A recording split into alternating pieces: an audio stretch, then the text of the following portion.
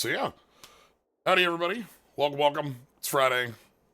Uh, we have a new Magic set that came out this week, and we're gonna get some more drafts in. I know we got some in yesterday, but new draft gets a bit of extra time. We'll be back to Like a Dragon on Thursday next week, and who can say if we'll be back to Slay the Spire next week as well? Let's have time be. But within the next couple weeks, we'll be back on our Slay the Spire. But for now, we are still puzzling out Edge of Eternities draft format, which the more I play with, the more I think uh, I need to be crushing. We'll see how that plays. But yeah, thank you, Nick Demeron, for the subs. Thank you, Trey Talk, for the bits. Appreciate both. Let's get on in. So I've turned back on the client music for this. I had it off for Final Fantasy. We were using Final Fantasy. We were using Final Fantasy like soundtrack stuff as the backing, and also I did like a Metroid Prime soundtrack and a couple other bits. I think StarCraft. But I'm gonna turn this on for now. If y'all got strong opinions one way or the other, love to hear them. It's more having a soundtrack I think is fitting. Which I have a number for Edge of Eternities. Like we have a number. If I just put on Terran 1 for 4 hours, I will feel good. You know. That's a little cheating, I mind you, because like StarCraft soundtrack is immaculate, but yeah, I did another draft in between yesterday's streams and today. That was a red-black aggressive piece that went pretty well. A lot of reasonable tricks and kind of garbage creatures, but Radio Freezer, indeed. Alright, Cactuar in Space is here. Let's see how Cactuar in Space does today. What we want to work with. What are we starting with? Don Sire. Is this like anything? Is this card anything?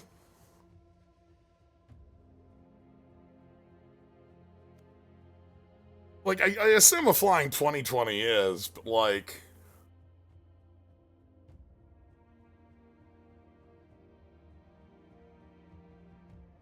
Like, any card that reads like Merit Lage reads like something that's not, like, real. You know what I mean? Like, you don't play Dark Depths in your limited deck. Vote Out is, I think, the more,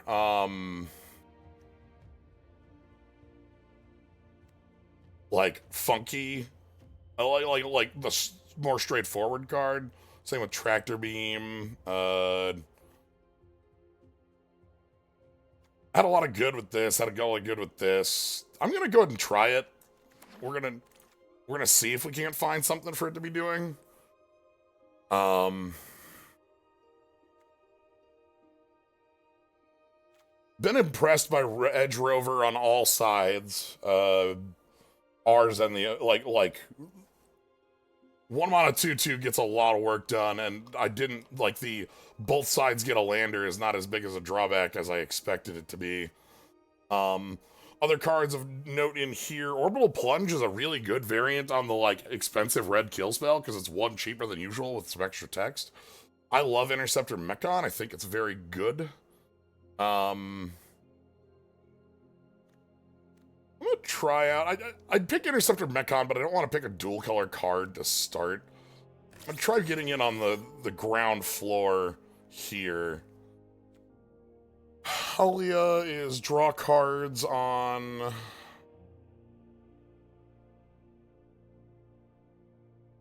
1/1 countered creatures hitting.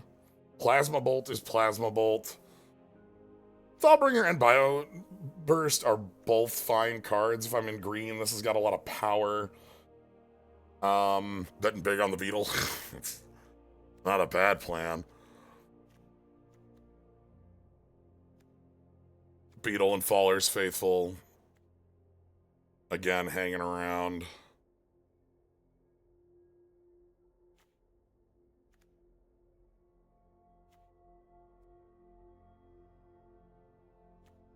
Now let's go Bolt. It's funny we're picking this 5-drop, but let's, ooh, okay. Trajectory. Pretty good revival piece. Meld Strider's Resolve has been a really strong thing every time we've seen it on the other side. Red, not really here, but all the green looks really good.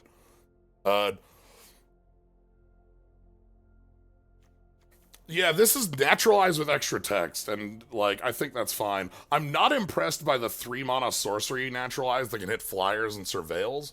That one, like, the sorcery on that really kills it, in my mind, but this is just naturalized flat. I'm gonna go ahead and pick up the Resolve, see if we can't get more creatures. Okay, well, we can have another shot at Impact. Monoist Circuit Feeder. We're not infinite stationing. This isn't a limited card. I should be picking up these Thawbringers as I'm going, I think, more than the Seed Ship Impacts, but this is also a card I'm really happy with. Let's keep the green going. Okay, Biomech Engineer is something we played with last time, and it was the strongest thing we had. Would not be unhappy to have that. Blooming Stinger and Trepid Underfoot are also, like, these are fine twos. Having a lot of twos seems important to me. See if we can have big game with these. Ice Cave Crasher is big time, big game. We also got a Trajectory and a Mechan. Mechan is one of the cards I think has a lot of legs, but it requires, like, setup around it. Mechan? I read it as Mechanis, like I'm doing a Xenoblade. Night Honor Captain. This is actually a really good pack. Ooh, okay. Meteor Crater, of course. Yep, that's definitely a land that exists. Ooh. I mean, I could take the Bio Burst, but this is, like, interesting enough to pick up.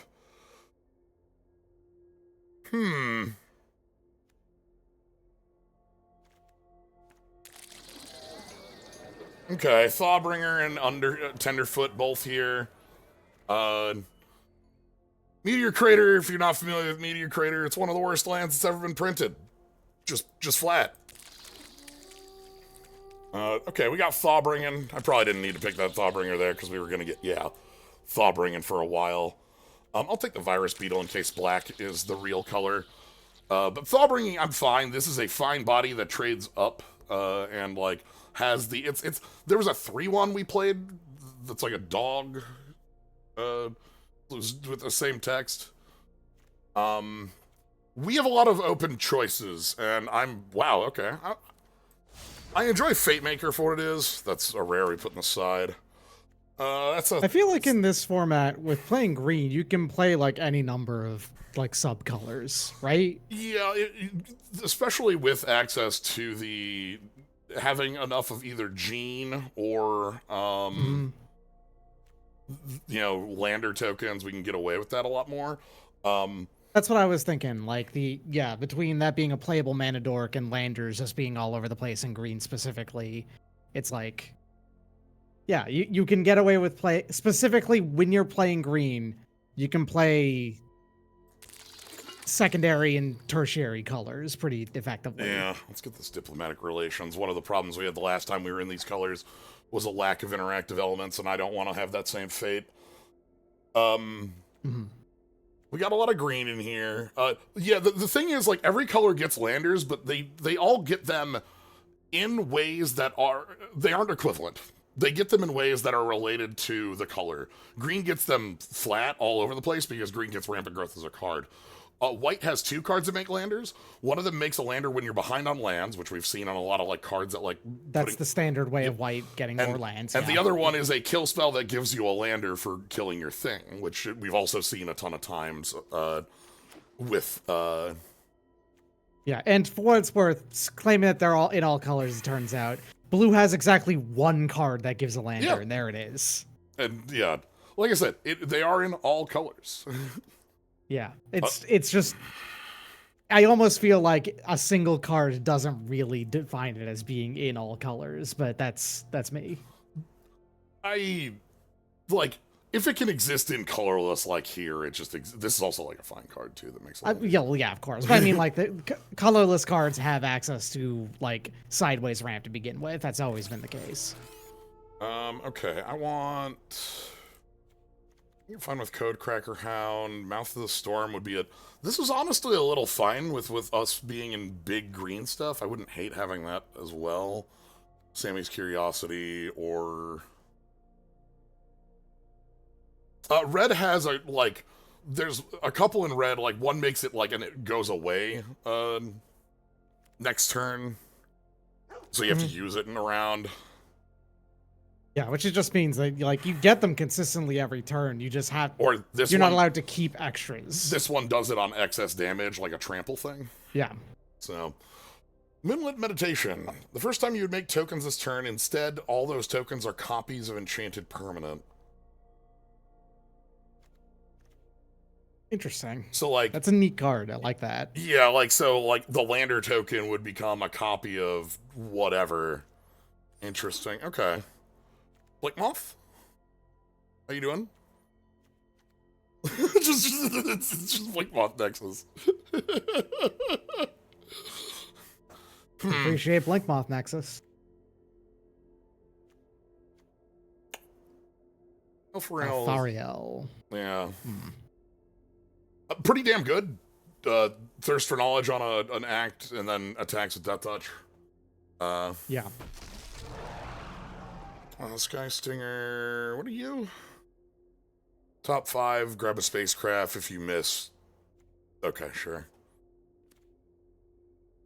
And here's the Black Lander token thing where it's like, yeah, it makes it on creature, you know, like sack outlet sort of thing.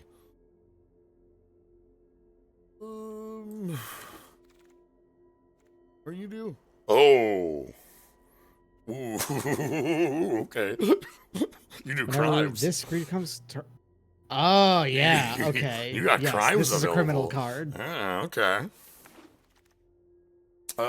That's a card that can, you know, crew a station or whatever, a station up, and also by doing so, feel get good beefy. about it. Yeah.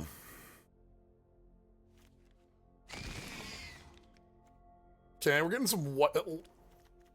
These are actually all playable in the end here. Like, this is a good... These are both fine 2s, and this is a pretty good aggressive lined card.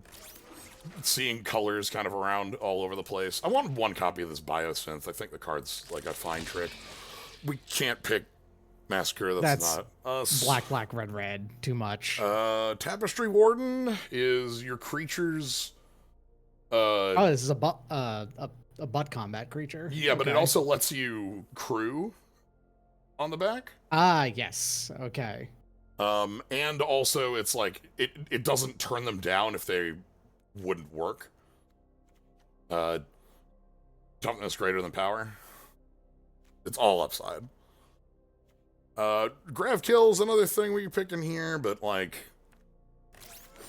I don't know that we're in black. Well, I like having a Gene. Another Edge Rover. Man, how many copies of this card's too many? I don't know. It's like 1 mana 2/2. You play a few of them, you get more benefit out of it on average. I feel like. Yeah. I feel like this pack we want to find some haymakers to finish this out. Scoutlander, actually, I kind of like. This thing sacks a lander to do the Harrow. Or a land, obviously.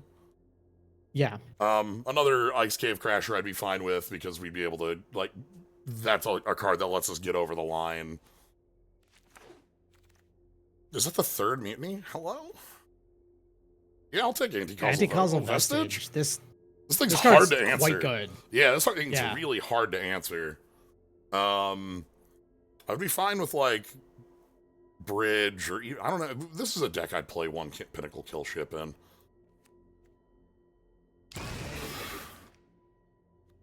Scratch for Eternity, which is the pickup. Another larval Scoutlander. There is a Germinating Worm, and I feel like I do want some sort of big things going on, too. We have all the landers in the world. We do need, like, large-sized creatures to feel like we're filling out with. Actually, yeah. You need to actually get the things to spend the landers on. Yeah. That... What's that trick again?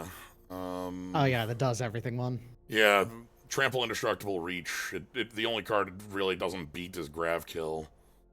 I don't think I'm actually blue enough for most things in here. Sky Stinger, Voidforge Titan.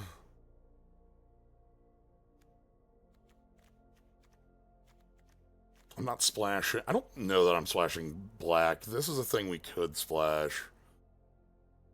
But, like... yeah. I don't know. It seems good, but I feel like it seems good specifically in a black-green deck. Right. Not necessarily in one that's splashing for it. Right, that's the missing piece. Hi. Yeah. I'm just gonna... I don't believe in Fungal Colossus. I'll take it, but I don't believe in it very well. I guess it is... It only being a 5/5 is its big issue, I feel like. It's not big enough for what it like is supposed to do. So we do have the nonsense ship. Oh, you got Donstar. All right. That was our start. Yeah, I think I'm gonna splash the blue for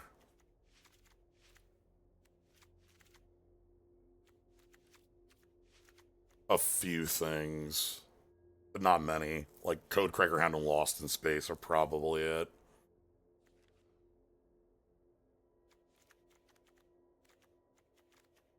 So Biomech and Engineer Code Hound, Lost in Space. Everything else is green.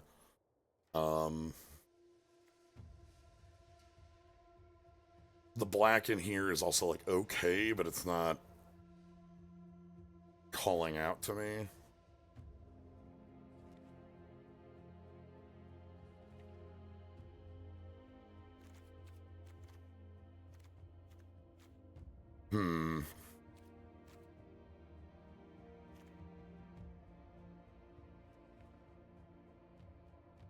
The 5-color station makes a 2/2 for each multicolor permanent you control, and then when it attacks, draws a card for each multicolor permanent you control.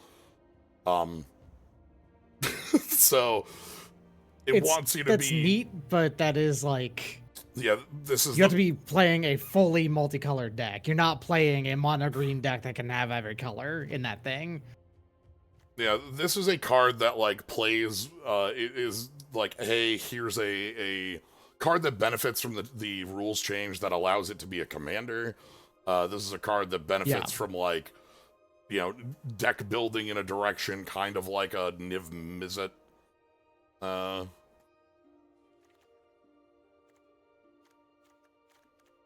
Thinking if I want to include this. This might not be necessary.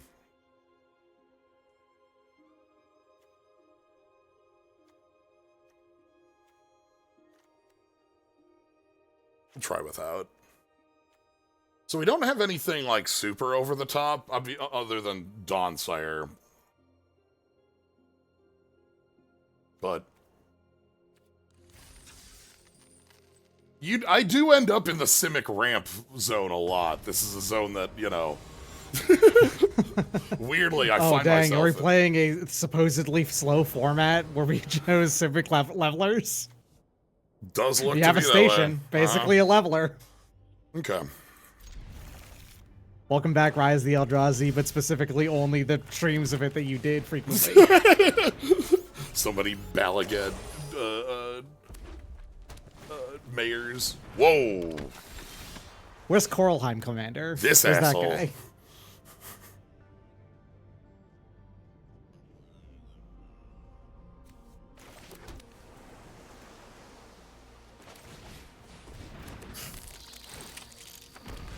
You know what? Come on in.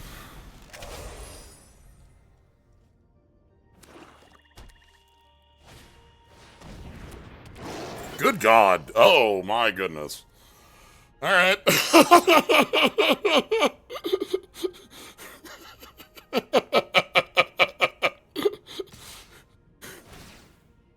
You got it, boss.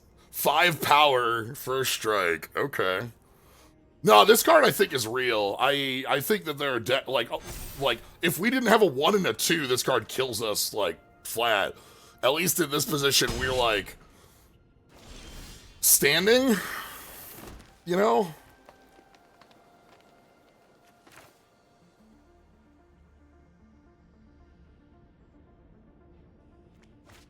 It's certainly awkward.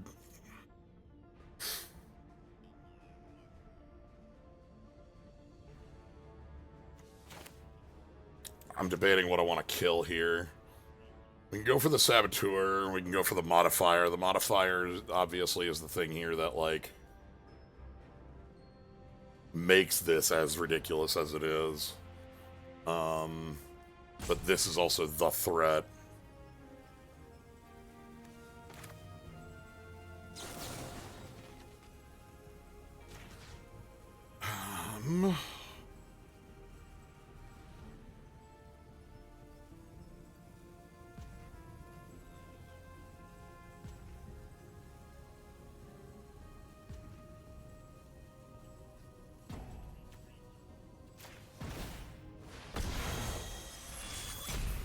Let's go ahead and hit this.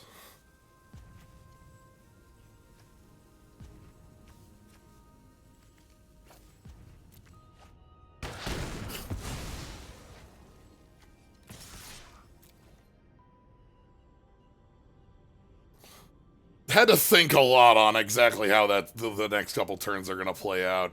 I cannot leave our opponent 5 power in first strike. I realize that this still can attack through, but like, I feel like that Mekon, this kills us so fast. Germinating Worm can make up some room for us, which is good. Yep, and another 4 power. It's like it's replaying the same card, but you know. Okay.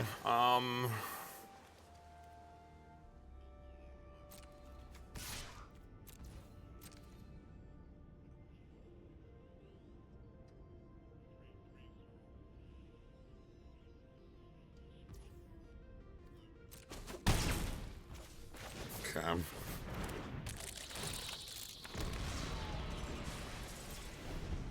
We're not gonna put the worm through here because I feel like we're gonna need to crack a lander.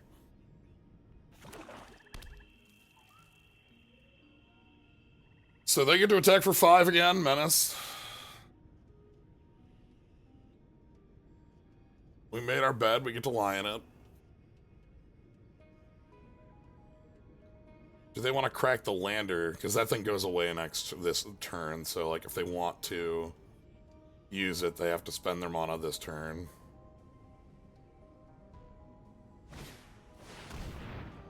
I see.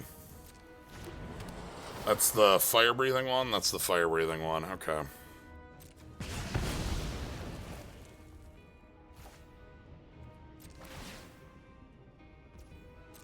So that puts us to 5, and then we're dead next turn in the air? Oofa. God, we are getting pushed in.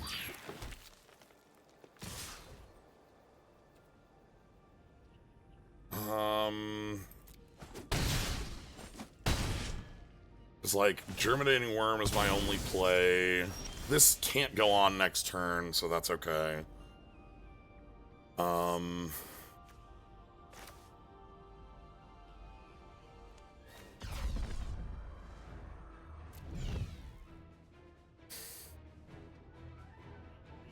Actually might be...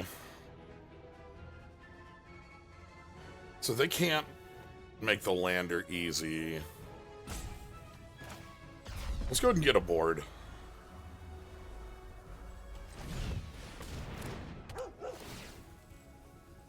Well.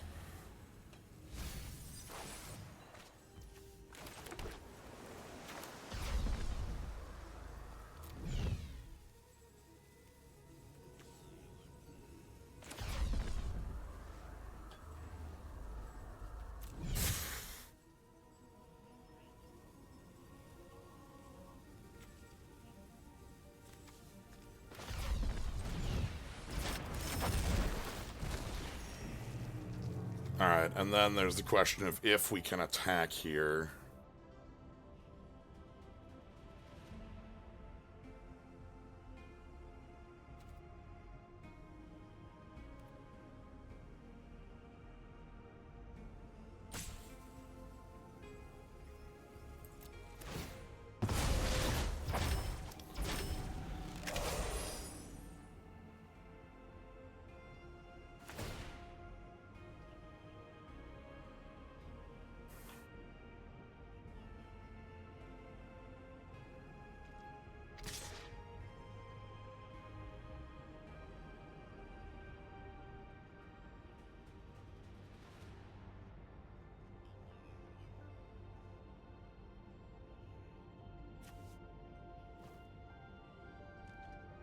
Hmm.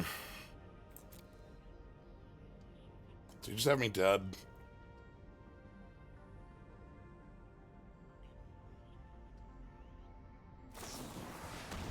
Yeah, okay.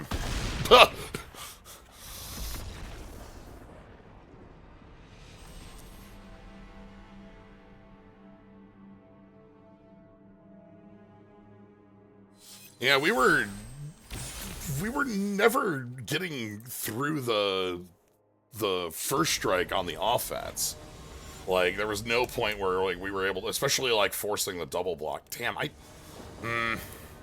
hate second guessing myself, but the more I think on that, the less I think that was right. This is keepable because Larval Scout Lander is quite nice, especially if we do end up trading this Edge Rover. That'll be good. Alright.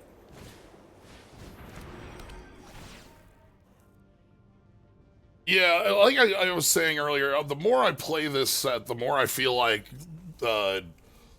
you just need to be the one on the front foot beating down.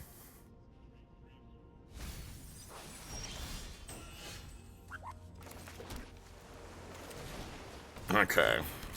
Hello, Gene. You're here to help out. If Edge Rover dies, we're actually in a really good position. I would love to trade Edge Rover with my opponent. It's like 3-2 or something like that. If I can trade it for a bear, I'd be happy. Because...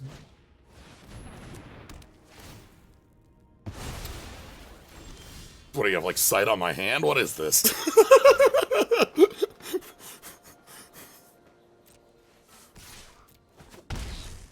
Who told you that? Alright.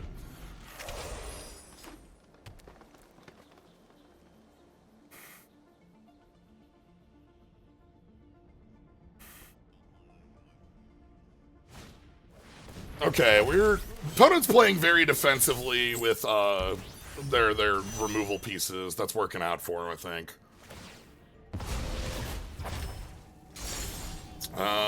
Let's go ahead and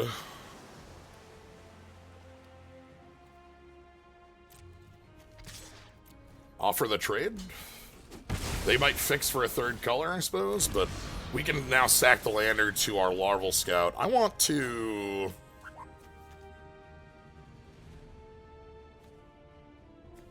want a Vestige?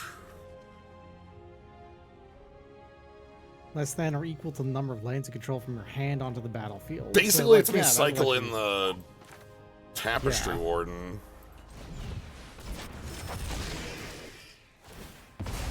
So draw a card, and then we put the Tapestry Warden into play. I love that you can also choose a land Yeah, because it's just a permanent card. it is permanent with mana cost less than or equal to the number of lands I play. Yep. I think our And opponent lands cost is 0. I think we've got So- our opponent in a position where they really need to be just again, they've just been playing removal as fast as possible because you know, stopping our ramp. So Larval Scout Lander will be able to eat the lander for getting 2 lands. That'll get a ton of Starport security. Sure, that's Tapper. Tapper.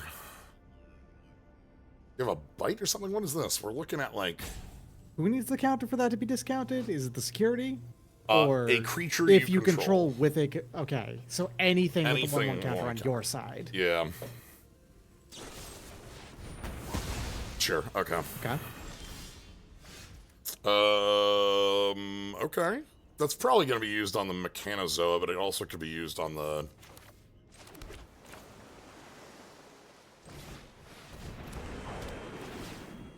Alright. Sackalander.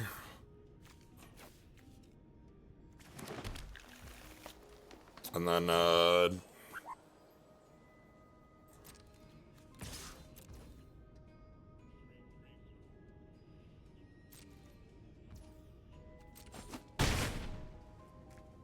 Alright. How many does this need? 8, 7. The Vestige can do it on its own. That's fine. I suppose there's no reason to not do it, because it's not going to be able to do anything otherwise. Yep.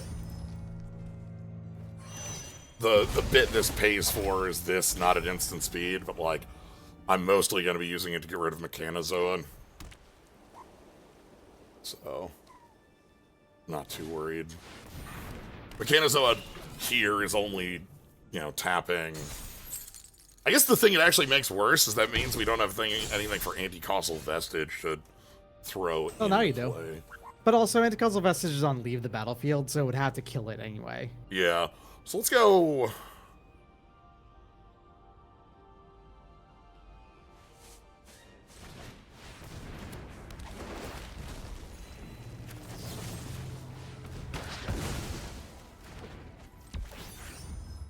Like so, and our land fetch gets to hit in the air. So we've got lethal on board. Sure do. And we're also There's sitting one tap. on... Okay. Okay. So that's now a creature that doesn't do anything, basically. But that doesn't stop us in any other way. Yeah. So they got to tap, like, Thawbringer, take 3 in the air. The thing that we've got is that Anti-Causal Vestige is on Leaves play, so it's... Answering it efficiently is really hard. Yeah. You need to have something like Cryo Shatter to be able to turn it off. That's a good card, but, like, just missing a board to go back with it.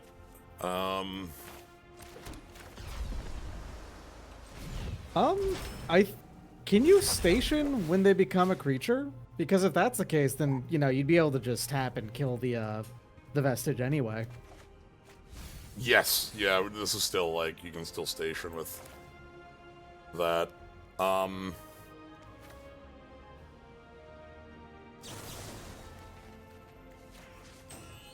They've got no cards left in hand, so you can just do whatever. Yeah, we're gonna use our smallest creature to do this because it makes for the tap ability. Yeah. Okay.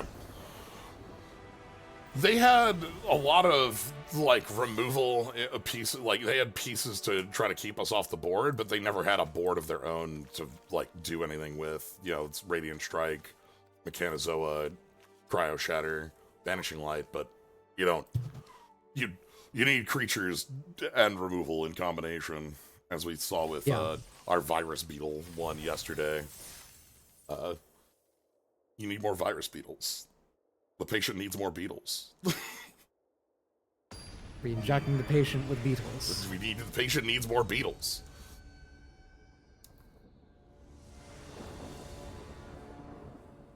Yeah, sure, I'm in.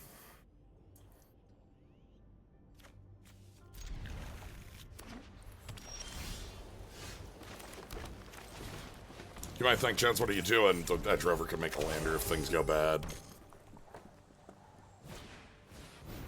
Okay. This is a cool one. Grab a land or a 1-drop. Make sure they got the land to keep moving.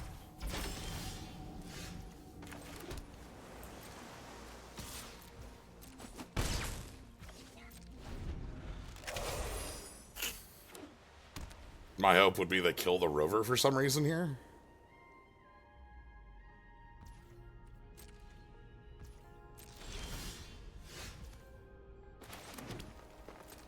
Yeah, my hope is that they kill the rover here. Okay, well.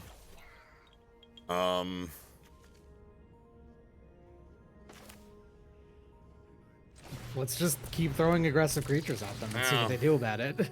No, thank you. We're good on those.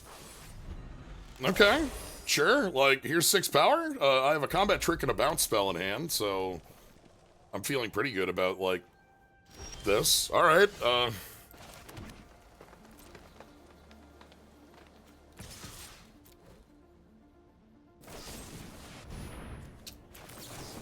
It's not a tapped creature anymore if it gets untapped.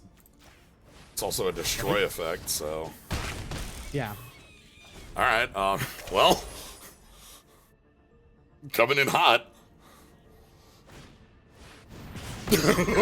All right. Tap out on the turn for that.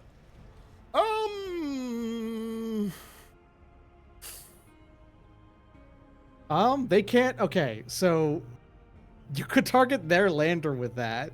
That'd be kind of funny because they can't actually activate it. I'm gonna keep it because I feel like there's gonna be enough targets. We could steal their lander. It's true. I don't think that's worth it. They've already played a bunch of lands. I don't think they actually need it all that much.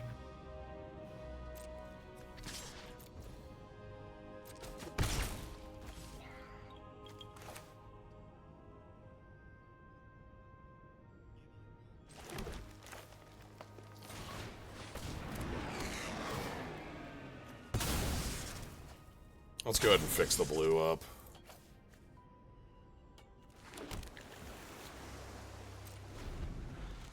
This is going to be better on some of the, like, red creatures or white creatures that are artifacts, or maybe a Banishing Light. True.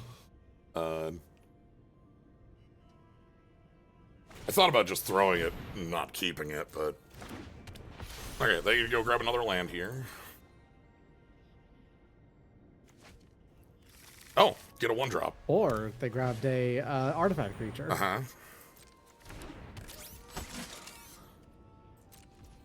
Yeah, sure. You get a lander because it was 1 or less. 2 or less. Nice. Okay.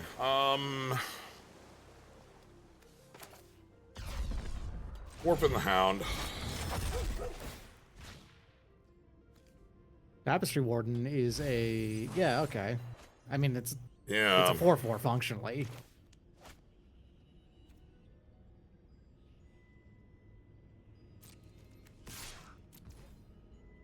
Yeah, you want to do this trade. Starfield Shepherd loves trading with a 2/2 on the floor. Interesting. Okay.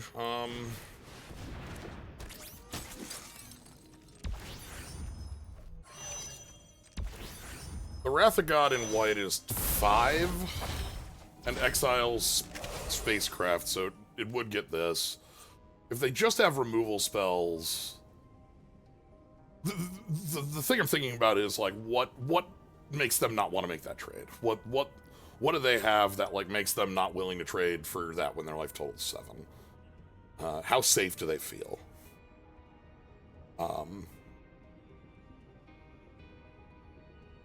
Even if they have a Wrath, it's tap out, and we have a Code Cracker Hound to follow it up with. So I'm not super worried about that. It's 2 for 3, minus the Shepherd advantage. But the larval ship advantage is fine. I don't think they have it, though, because they've been looking at Tapestry Warden like they have a removal spell. Oh, wow. Okay, that's a really good ship. This is one of the This is the most FTK a ship is in this set. So, Yeah, it's quite nice. and Vanishing Light. Vanishing Light, killing your Tapestry Warden or your Lander Warden. Okay. And then attack Makes for sense. attack. There's no attack there. Okay. Wow, that's a nice draw. So, Code Cracker Hound for real.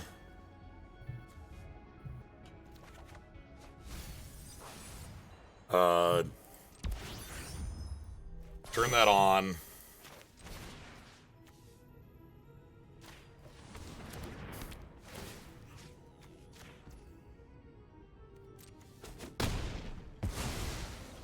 We get to fight.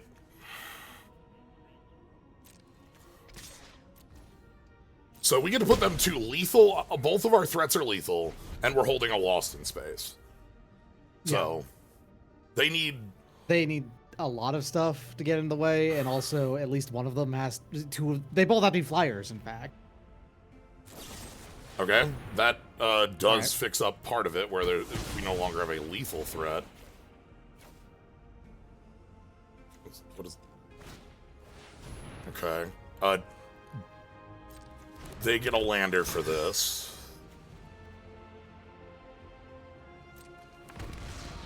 Three landers, and then play a land.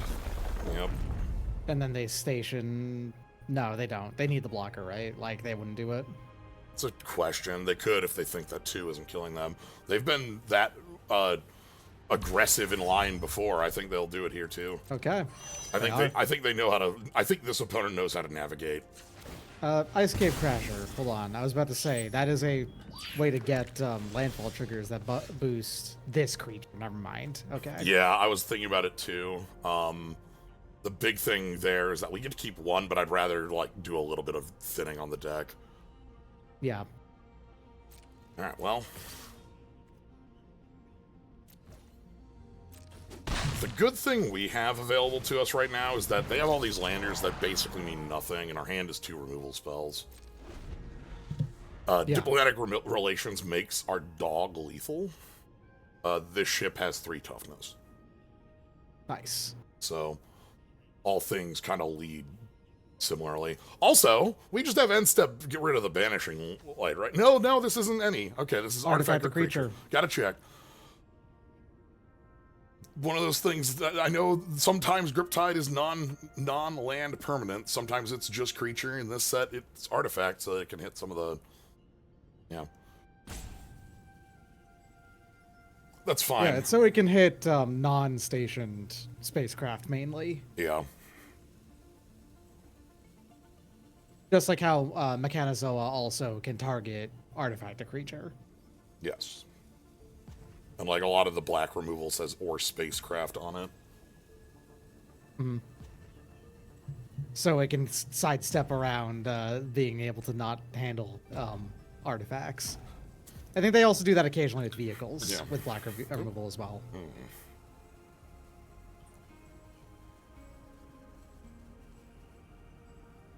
I trust our opponent in having, like, eyes on a lot of lines. They've been playing really smart. Yeah. But we have them reins in a pickle. You have them on the ropes, literally. Not joke. Okay. Okay.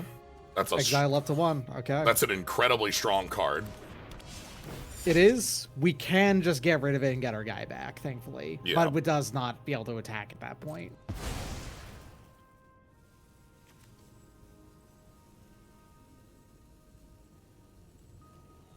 Oh, wait. Yeah, we could be able to... right, yes. We can do it at instant speed.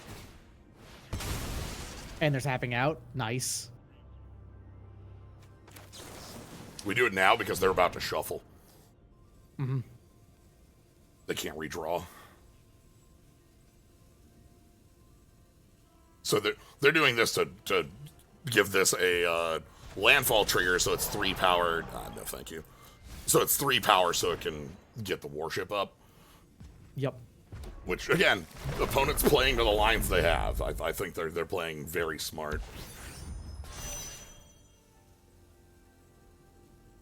This is technically dead. one trample to like on board lethal, so we don't even need to show them the rest of it. That was a fun one. I really and they liked. recognized it. Yeah, again, a lot of respect on like the opponent's play for moving around and navigating. They didn't have a lot of early creatures, but they had a lot of like advantage pieces and like removal. This is such a good card, the Sunstar expansionist. So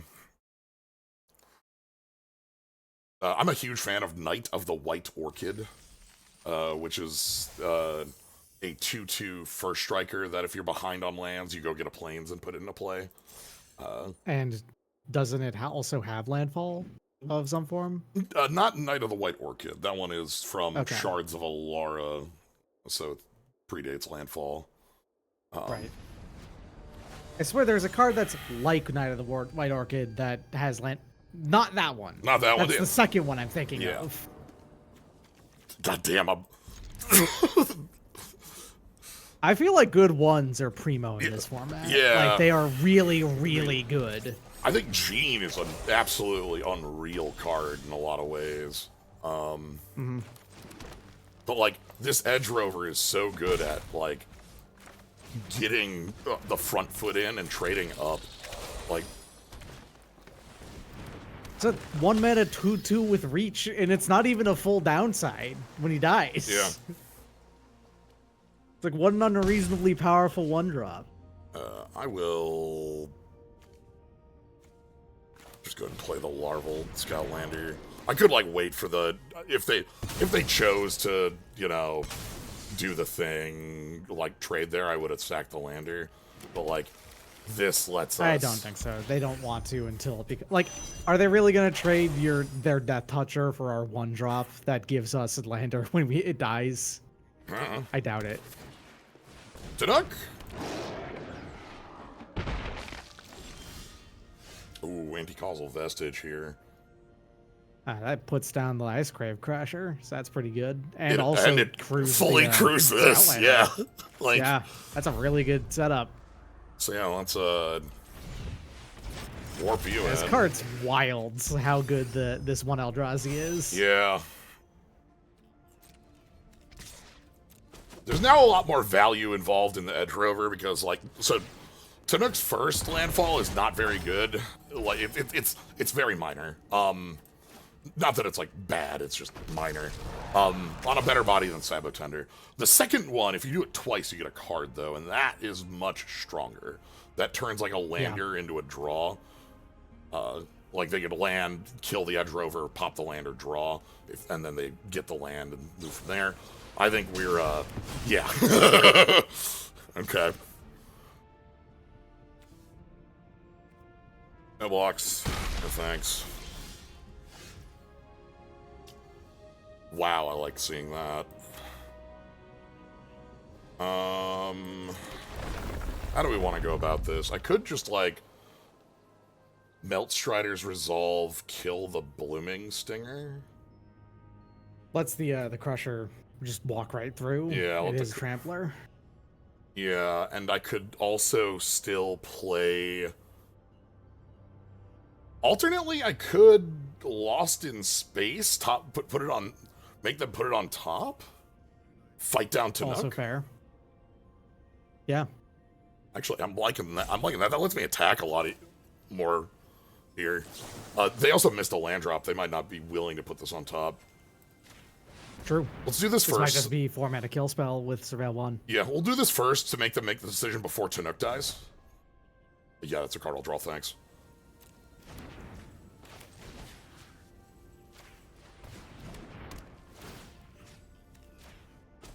Up.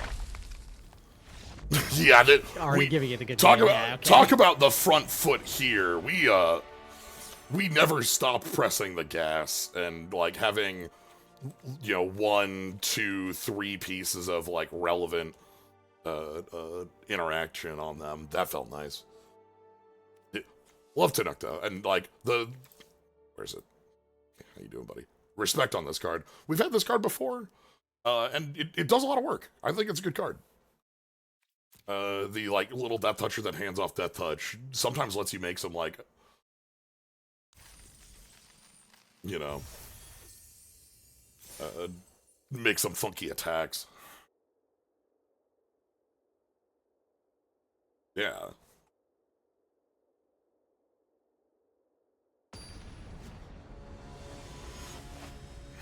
Waka Waka.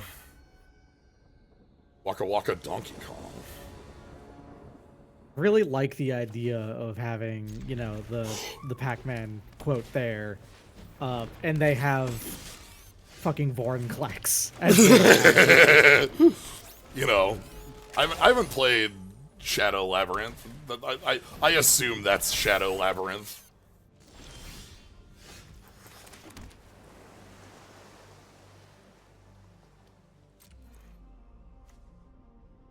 That's the one that's, yeah, it's got modular. Yeah, so it's gonna make the starport security a 2/2. Just like, but fine. That's fine for us, I think. Yeah. I don't think I'm gonna spend the trick saving it. That trick is more useful on some larger bodies in my mind. Anyway, let's let's ramp to the stars, shall we? I'd love to see it. Let's just draw the Harrow ship. The good thing they have here is that this, with the counter, is more effective at being the tapper. That's what they've got. Yeah. Ooh, okay, they're pushing ahead. I think I'm just gonna play Thawbringer. Let's see if we can't find something. Nope, no thank you. Let's when you have 2 landers on the field, at least. Yeah. Like, next turn I want to, like, play the Might and use a lander and try to, like, leverage our landers here because... And I'm willing to trade here because right now I feel like the board is our disadvantage zone, whereas our, you know... Do I care about that? I mean, I do, obviously. It's a strong card, but, like...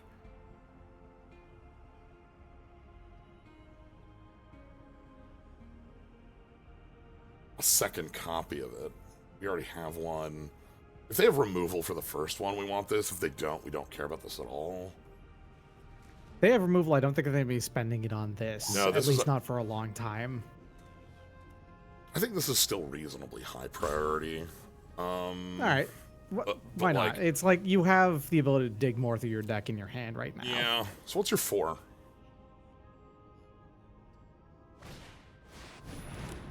Sunstar Lightsmith. Okay. Gotcha. You know what?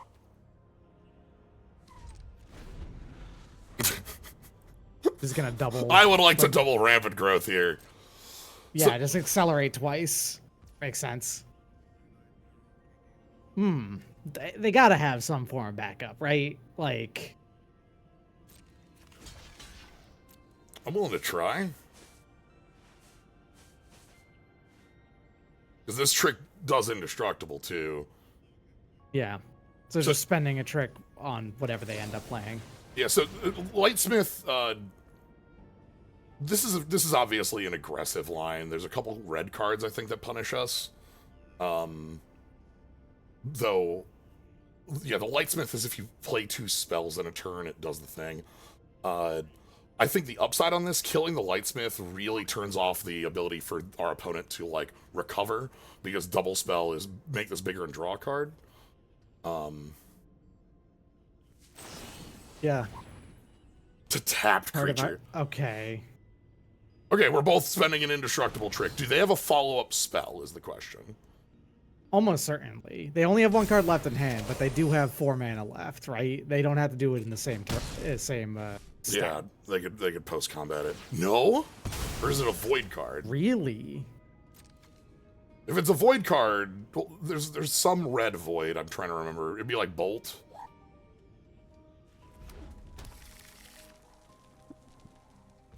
No, okay. Wow, okay. It must be All right, we're in a better position than we thought then. The card they must have left over must be pretty expensive then. Yeah. So they can use the starport security to tap. Wow, these are some nice follow-ups. Combat.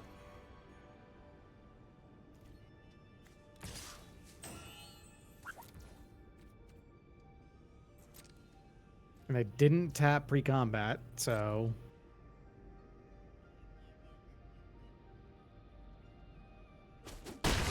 Okay. Let's go. Might. Engineer.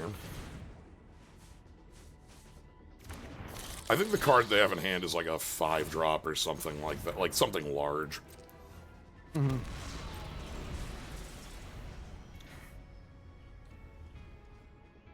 Maybe, nah, not the angel. They could have done that. Yep, there's a something large. That hands off flying. And equipment. Yeah, 3/4 flyer, effectively. 3 to move. It's +1/+2 flying. Mm-hmm.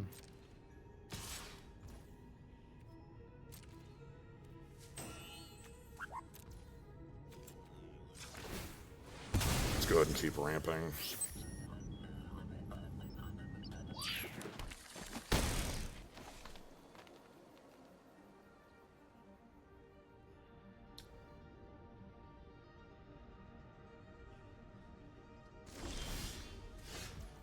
Hey. Okay. Hey. Okay. Can you immediately crew that, like, station that all the way? Not all like the you're gonna be able to way. get it's a +1+. You get +1 power off this the Hemosimic Might. Oh right, not all the way. You can get up to 9. It looks like. So I think then they'll play.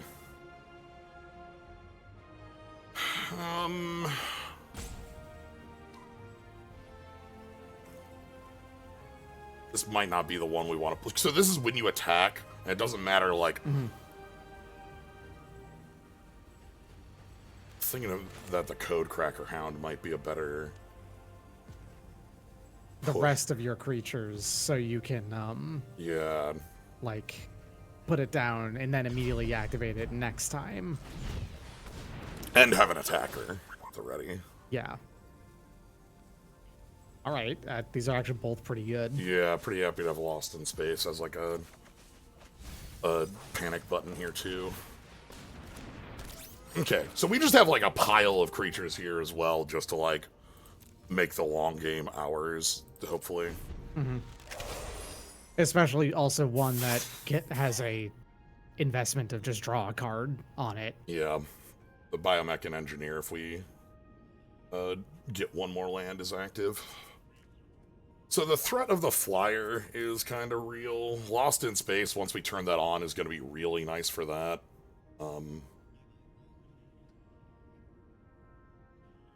We can't play. What's the chances they have a artifact removal card that they might have like in the next 3 turns in white red? Shatter. Reasonably likely. There's the shatter or put 5 charge counters on it. Right? Steal it. That's the thing. You didn't think of threaten it, put 10 counters on it? That too, yeah. I think we're taking 3 here, and then they're going to play another threat. They keep thinking about like what they want to do with the Sunstar Lightsmith. I mean, it's a hard question. Yeah. They've got...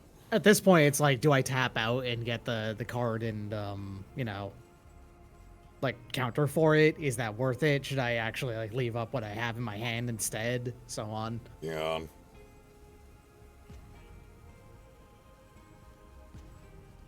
I mean, hey, 99% of the time, you cast Threaten on your opponent's creatures. And sometimes you have a treacherous Nessine Corsair that wins you the game.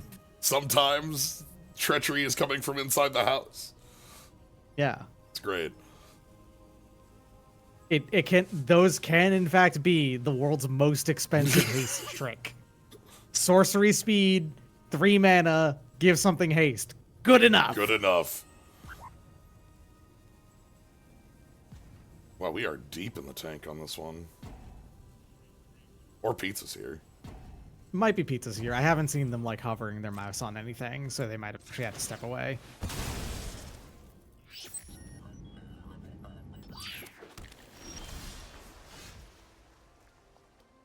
Okay.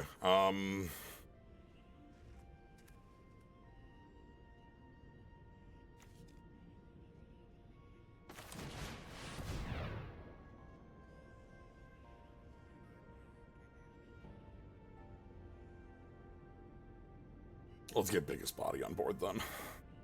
Yeah.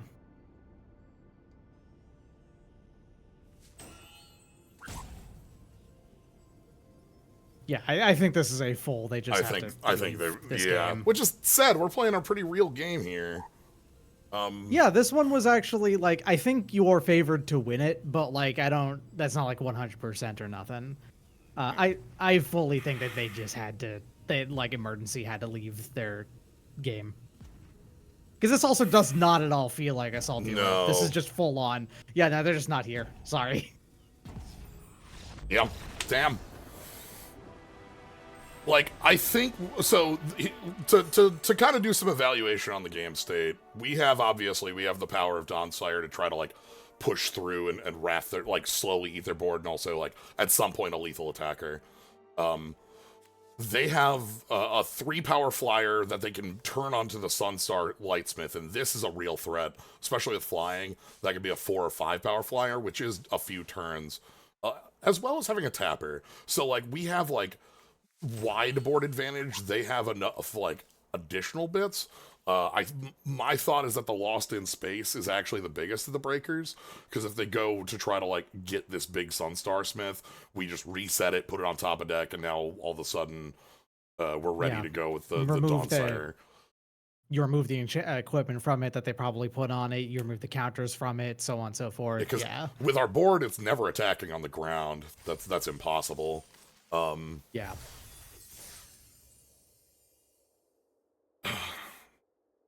This is good. We had a deck like this yesterday that I felt like had more legs in it than it ended up being part of it, because we were playing. Every deck I've played in this format has had one, like, just silly card that I don't think is truly where we want to be. We have the Domination bracelet yesterday, as well as the Giant Worm. Oh, you had the Mindslaver? Yeah, we never got to use it. But we have the Giant Worm, and that won a game. The Giant Worm that eats all your lands. The Leviathan. Nice. Freddy the Third. The third Freddy ever? Yeah. Damn. Ooh. Well. Unkeepable. Yeah, right? it's saying it. Yeah, sure. Much better. That's fine. Yeah, this is fine with the Cookracker Hound, especially. Yeah.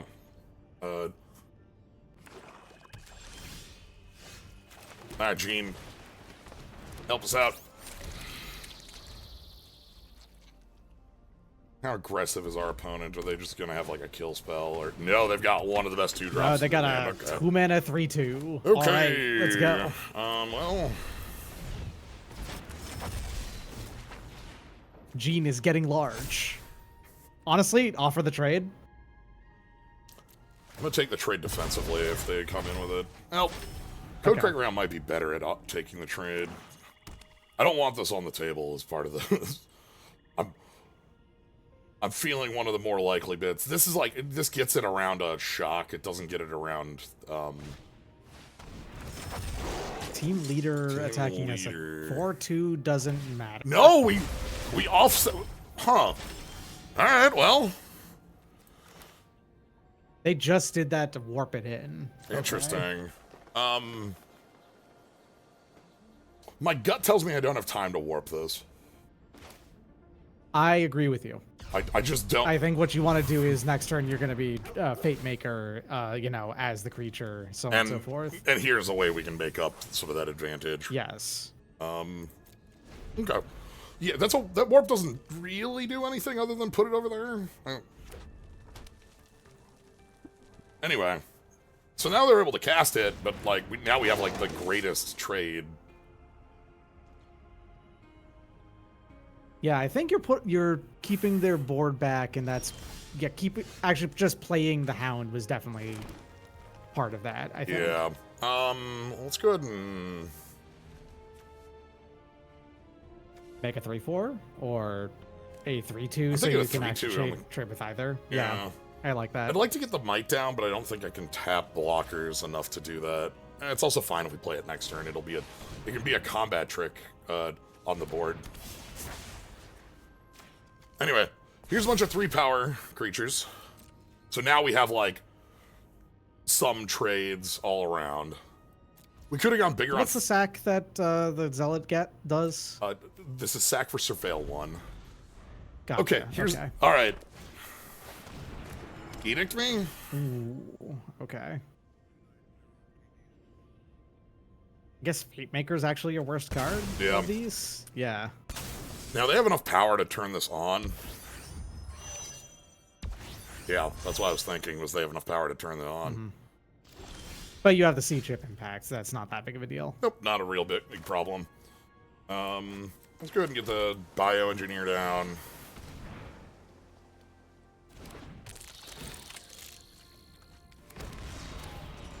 A might. And now we have a combat trick if we want it. I'm gonna hold back still. Yeah, you can tap the Hemosimic Might with the Gene Pollinator to give +1/+1 to something like the Hound. Yeah, which can allow us reach. We don't. That's fine. Okay, I guess goodbye forest. That's sad. I like the land because of Biomech and Engineer, but we're at a point where I'm fine with most of my draws. Yeah, that's fine. Not gonna blow up the spacecraft in case they, like, do a little bit. Okay, perfect. That's why we didn't blow it up. Now we're doing it. We got them to spend a beetle. That feels good. Okay. The thing the Memorial Team Leader makes a lot of sense in their deck. Yeah. All of these virus beetles. Yeah. They've got aggression going, but I don't think they can get over the line right now. I don't think they can push much. No, they can't. Like, there's no good attacks on them at the moment. Alright. It draws a card first, so, like, the only thing that it can whiff on is if you draw a non-permanent. Do I just want this in play? Screw warping it. Do I want this for 6?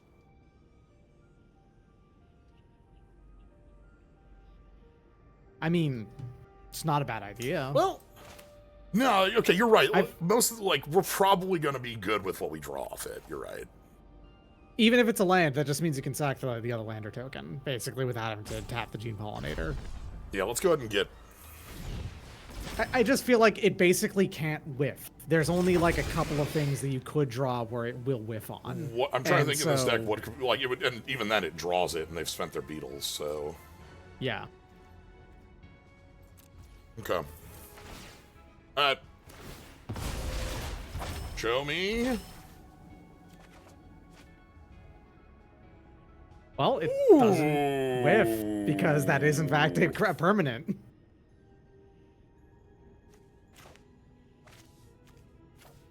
What do we want to hit with this? I could hit the Umbral Zealot. I'd like to hit the Memorial Team Leader, but, like... Whatever you do with it, they're just gonna sack and surveil. So... Okay, hold on. We gotta go... Yeah, Gene hit the Zealot, leaving this. Or we could kill this by doing some tricks.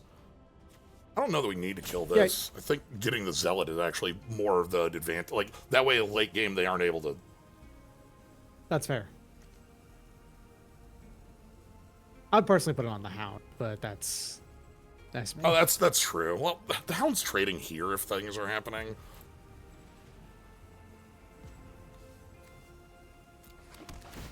He comes in tapped.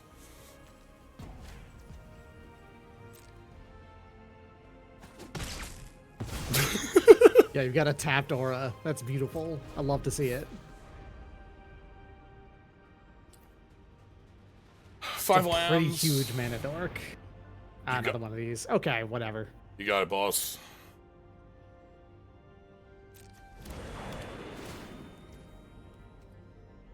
So, like, you want to tap whatever you are going to sacrifice now anyway?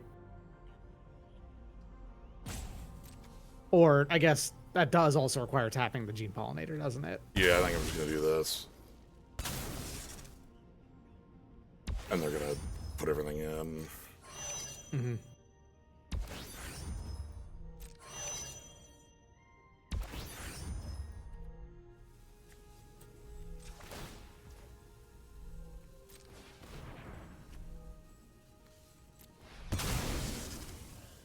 Okay. It's worth 7. That's a perfect draw.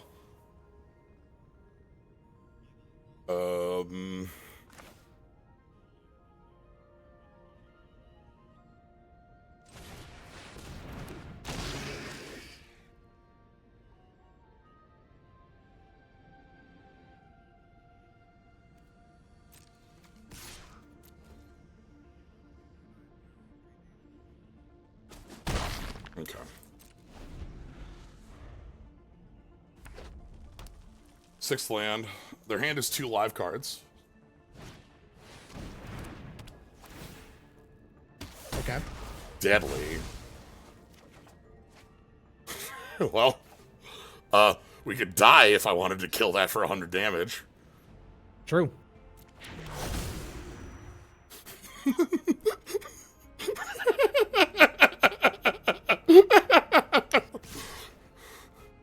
Okay, they're going in. I think I'm getting this idiot off the table. That's fair. They have like a trumpet blast of some form. No, they're just willing to make that trade. That's fair. Ooh, destroy target damaged creature.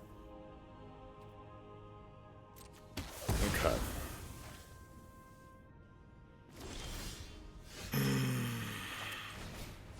That's actually really problematic to have lost everything there. We can't really station easily. Yeah, we need to draw like one of our larger creatures. Yeah, I need to leave these back at the moment. Well, at the very least, they can only...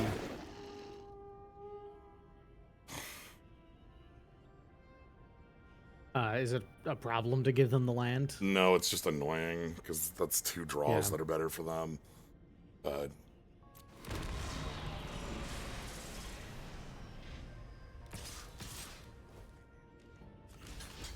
I will trade there.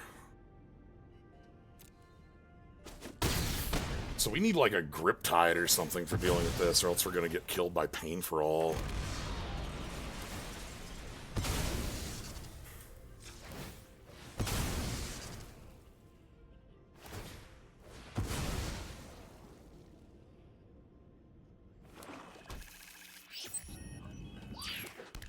Okay, I'm looking for like one of our like 4/4 or 5. No, that's like not what I'm looking for at all. I think we're dead.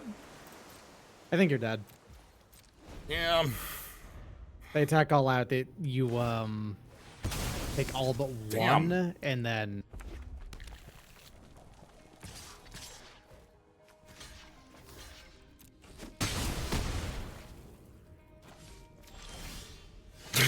Yeah, okay. that's All not right. gonna do it. Okay. That ain't getting us through this.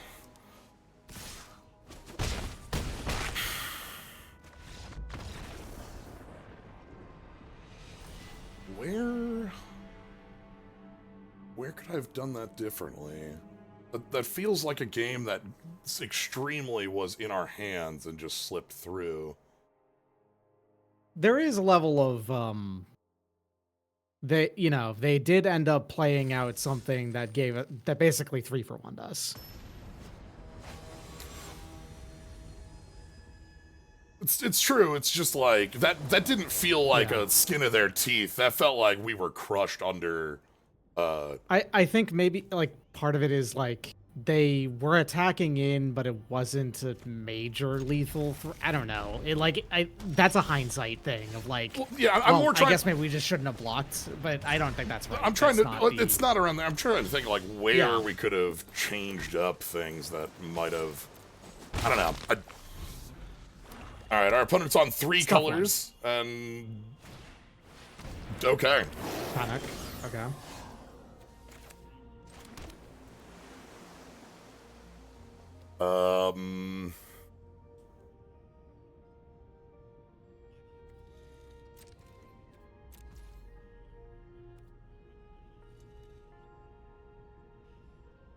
Is there a downside to warping in the germinating worm?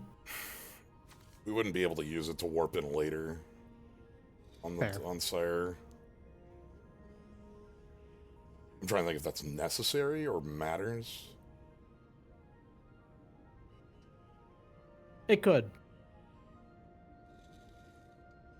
Like it's a pretty significant amount of power to slap into Dawnsire, and like next turn you have the anti-causal vestige warp putting down the Ice Cave Crasher anyway. So Yeah. All right. That's it, huh?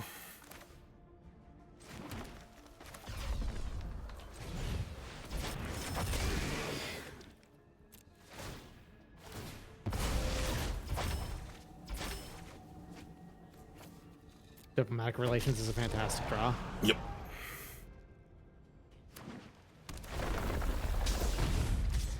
Okay. Sure. Okay. They just drew this, or they would have done it last turn. Yeah. Rest of their hand is... Or they... Hold on. Okay. I don't know. Then... Hmm. Strange.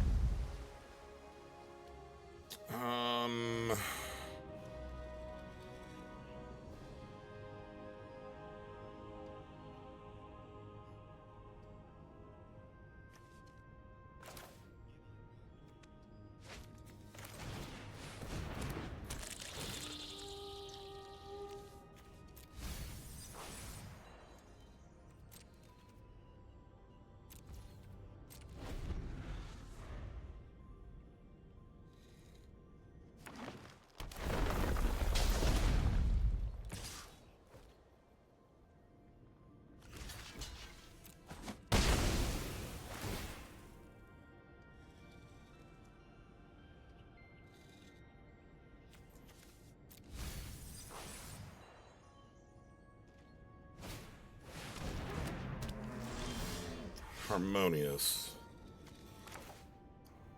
You can kill that. Yeah, You we can can't just, really attack it if you do, though. Yeah, we can just...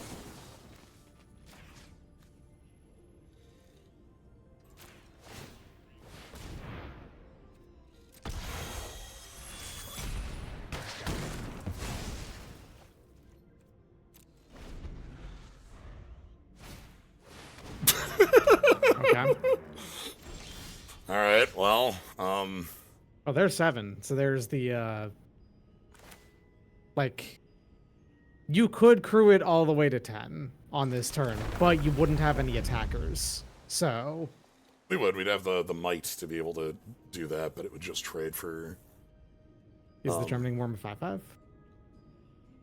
Yes. Oh. Okay. Never mind, you could. Yeah. Just gonna play anti-causal. That should trade with them in combat. And it lets us put Dawnsire in for free if something goes weird. How many of these are you? Wow. Hold on.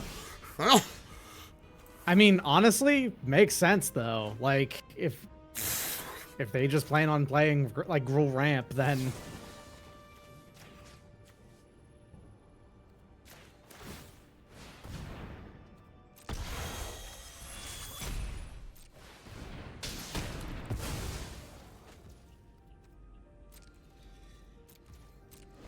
okay.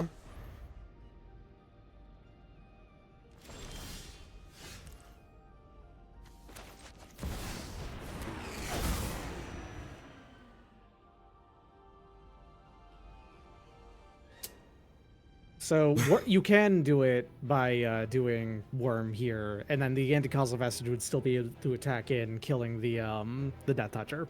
Yeah. Though the 7/7 is still there. Yeah, but it is a 7/7, so you'd be able to, you know, kill in combat with the vestige. As long as it doesn't... Well, actually, so it would cost me... I don't think I could attack here, right? Like, because this would be... The might taps to give +1/+1 when it taps as well. Right, but that's 10...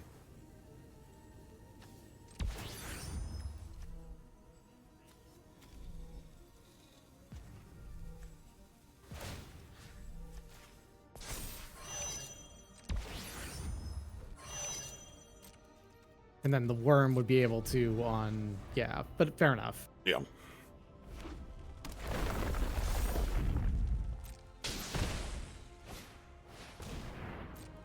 Sure.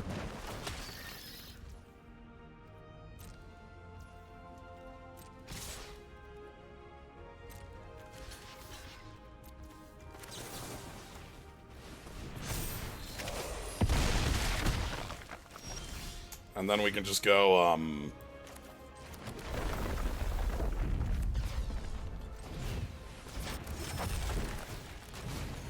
like this.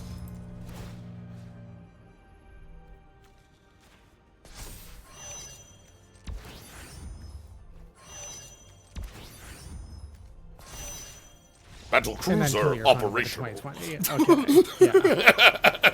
Yeah. That's the other part of, like, if we get into any point where, like, we're on an even board with this card, no, we aren't. Like, Fair enough. I didn't even think about the 2020 mode, if I'm going to be honest. Yeah, 3 of these back to back, too. They probably had more in their deck. we got the Balatro going on over in our opponent's deck. They probably, you know, 2 more of those. They got the 5 of a They kind. probably have like the 5 stack, yeah. The you know, getting a full play set and then 2 more. 1 more. Yeah.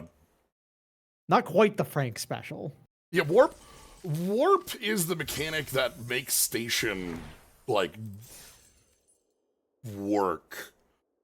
I think of the mechanics of this set, Warp is easily my favorite. Like, I really, really like all of the ways that they've made Warp work, and the fact that there's just a Right. 9/9 with Warp 3 in there is so funny. This is fine. Oh shit, the Kami of Lucky Tom decks. Oh no. Well, this is actually a really nice draw. Yeah, this lets you both crack the lander and still have a play on the same turn. Yeah, they probably play a... I was gonna say a 3-2 defender, but you got me, boss. Like, this is still... I will say, of almost all fixing cards in the history of Magic, Command Bridge has immediately rocketed into one of my least favorites. I hate playing with this thing. offering the trade because I think they'll see this as more valuable. These are both valuable cards, mind you. Command Bridge with the Might is a trick. Okay. I think these 2 are of almost equivalent value in my mind. But we get a lander out of it. This card scares me. Alright. Okay. You know, Just play the worm as a 5/5. what about a 5/5? Do you have an answer for that? Like, do you have a grab kill or like a A cryos? 5/5 that I guess can in fact be a 6/6 because you've got the Command Bridge in your hand It's instead. true. It's true. Cryostasis? Oh, okay. I wanted a full removal spell on that. That so is that's a good. full vote out. Yeah, that they spent everything that they had on that. Fine. Like, it makes the sound like it's about to blow up. Alright. So the loss... The part we have here that we were going to be a little behind on is the fact that we've spent the biomechanic engineer to trade off. And Yeah, I mean, your opponent does have a grip of 6 cards in hand. you know, alright. You in fact do have it. That's a great draw here. That is a great draw. The Surveil... The Tapestry Warden's ability is optional, right? You don't actually have to have it be Yes, that's toughness. correct. It's a May. Yeah. I feel like I can do better than this.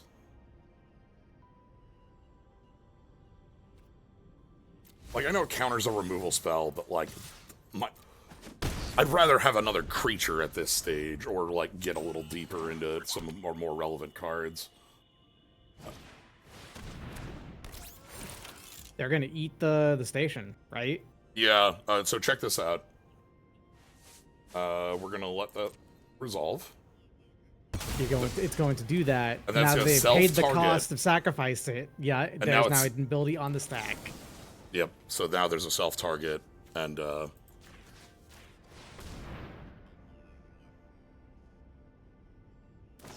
Okay. okay. Well, then we get hyper destroyed for our decision. Damn.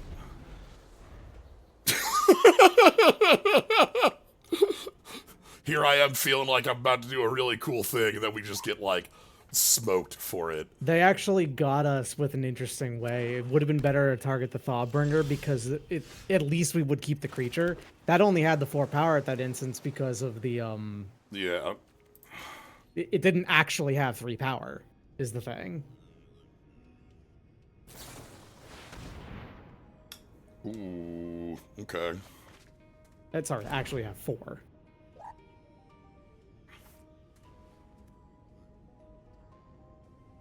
You have a end-step kill spell for Thawbringer?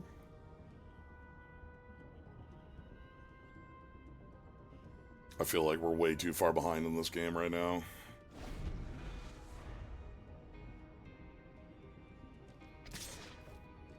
Yeah, if you feel comfortable enough attacking here.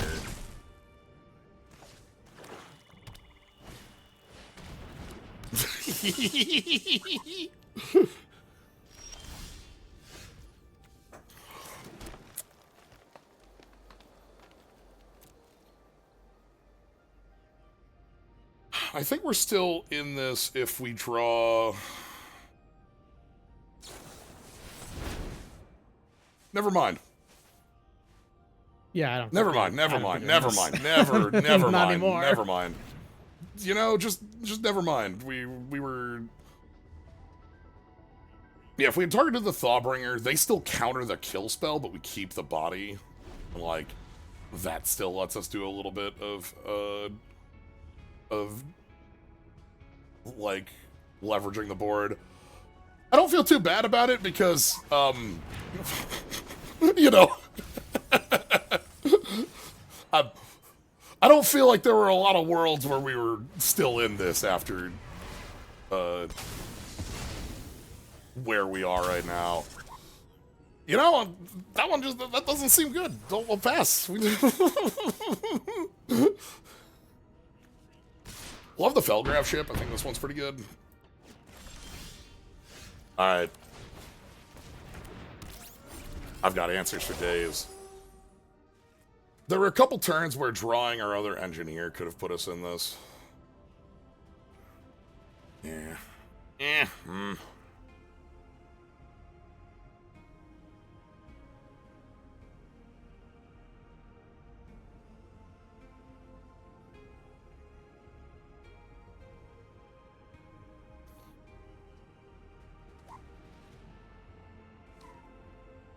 Certainly feel like this is a piece of the format I haven't found the right solution for.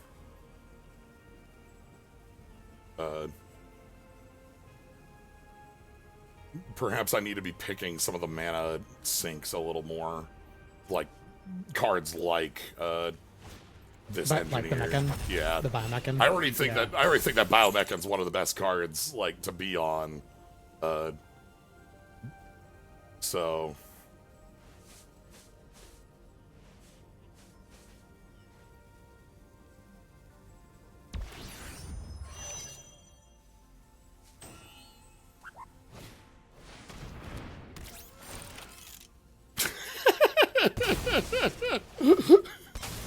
That's a good warp.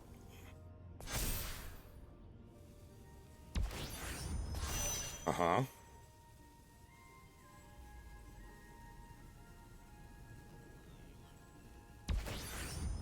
Yeah.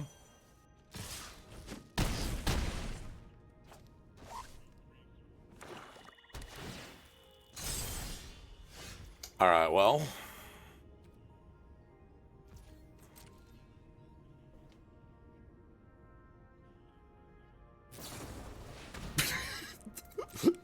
You can have the rover, it's fine.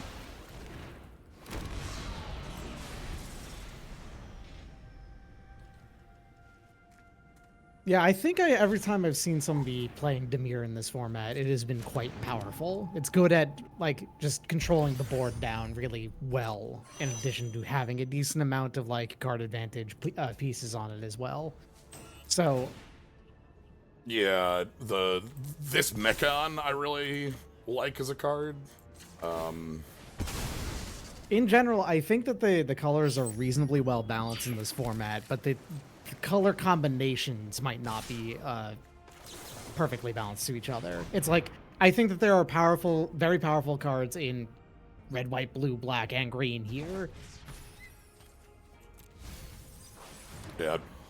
The other part of this deck is that a lot of our interactive elements, the moment we lose our board, You need your creatures. yeah, Yeah. we don't have fight spells to be able to get back in.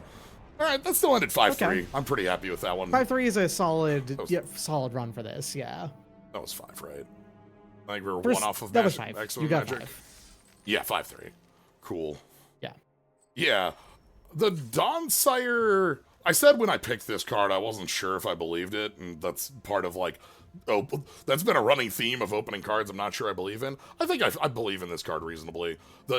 Even without us having like haha combo potential with this, like the threat that this is very It does funny. represent an enormous threat. Yeah. And like, if we get in a situation that looks anything even, this breaks it. Anything even at all. Yes. I think it's still an awkward slow card, but it's an awkward slow card where the payoff is big enough that it basically just instantly weakens you the game. So Yeah. All right. Let's step away. I'll be right back in a minute, and then we can go for draft 2.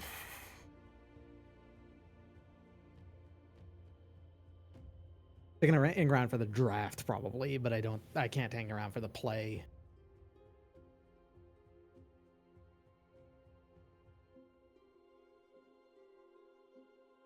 This does feel to me like a draft format that I don't really want to play, but I'm down to watch it.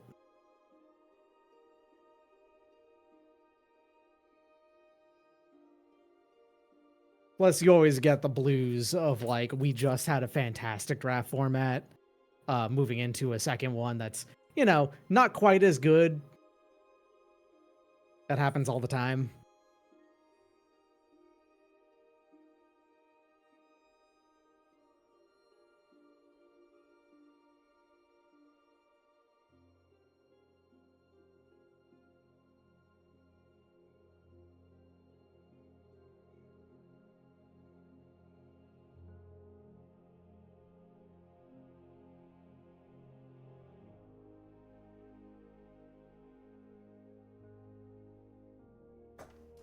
All right, I'm back.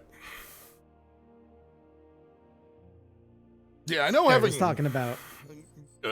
like thinking about Final Fantasy Limited, I Yeah, that's the High thing bar. that I was mentioning is just like, whenever you're coming off of a really good draft format, it's easy to like. I don't have like a solid opinion on Edge of Eternities yet. Is the thing, and it's easy to, after having one that was like immediately really good and really fun, like from the outset, to one that I'm not quite sure of. It's easy to knee jerk into saying like, I don't like this format, which yeah. is not fair Fire exactly gameplay. yet.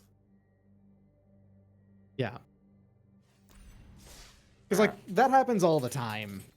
It happens whenever they have a standout draft format, because they very rarely have two really good ones back to back. All right. Let's see what different lines we can find with our I'm glad you felt that to space. Bloomborough? Really? Because I thought Duskmourn was like the best draft format of that year. I was really into Duskmourn. I know a lot of people weren't high on Bloomborough Limited because it was too prescriptive, I think is the word I'm looking for. In a like, you kind of just like, once you find your lane, the Yeah. cards you want. I really liked it. I had a lot of I fun with loved it. Duskmourn. Duskmourn was a format that got me to boot up Arena again after ages.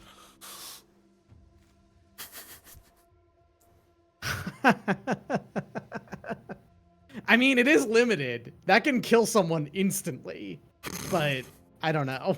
I'm not too sure about that one, boss.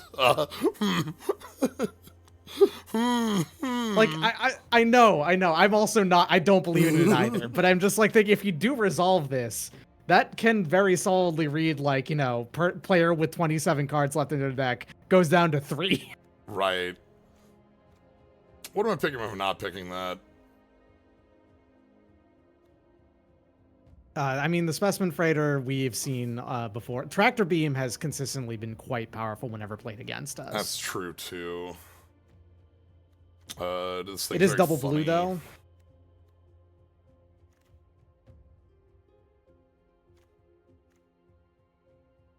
Is that what you want, Auto Selector? Autoselector wants you to pick up the space-time anomaly. Fine, let's pick something stupid then. Whatever.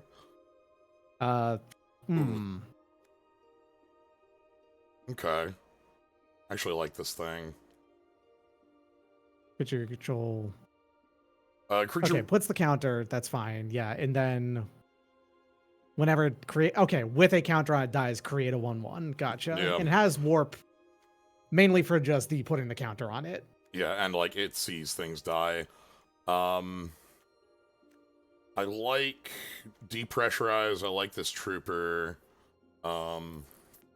I like Memorial Team Lead. I also like Alfariel. Yeah. As an option. Scour for Scrap is a modal spell with a search for an artifact, put in your hand, or return target artifact from your graveyard to your hand. Or both. Okay. Or both. Okay. Yeah, this card's like Fabricate Plus. Mm-hmm. Very good. Neat. Exosuit Savior is a 2/2 flyer. Spellcraft Mechan goes off pretty easily. Yeah. I'm willing to pick this in order to try to like force us to find some stuff that has a little bit more synergy. And it also has a 1/1 counter activation on it too. True, yeah. That goes with the Rayblade Trooper. The Savior seems really good if you have things you like. Here's the other half of it. This is the yes. Here we go. This is the card I want with that the Cryo Relic. The thing about that 2/2 flyer that I think works is specifically with cards like this, because Cryogen Relic says leaves play draw. So if you're able to pick up this with that, all of a sudden you're drawing like 1 billion cards. You're drawing 4 cards across 4 mana, basically. So it becomes very, very card and mana efficient. Creature Zealous Display. I'm not impressed by Zealous Display. Ilvoy Operative is that also really doesn't impress me. This is probably okay. Counts artifacts. That's actually it's just a big guy. There's also like Relations and Depressurize are other big things. Territorial Bruntar.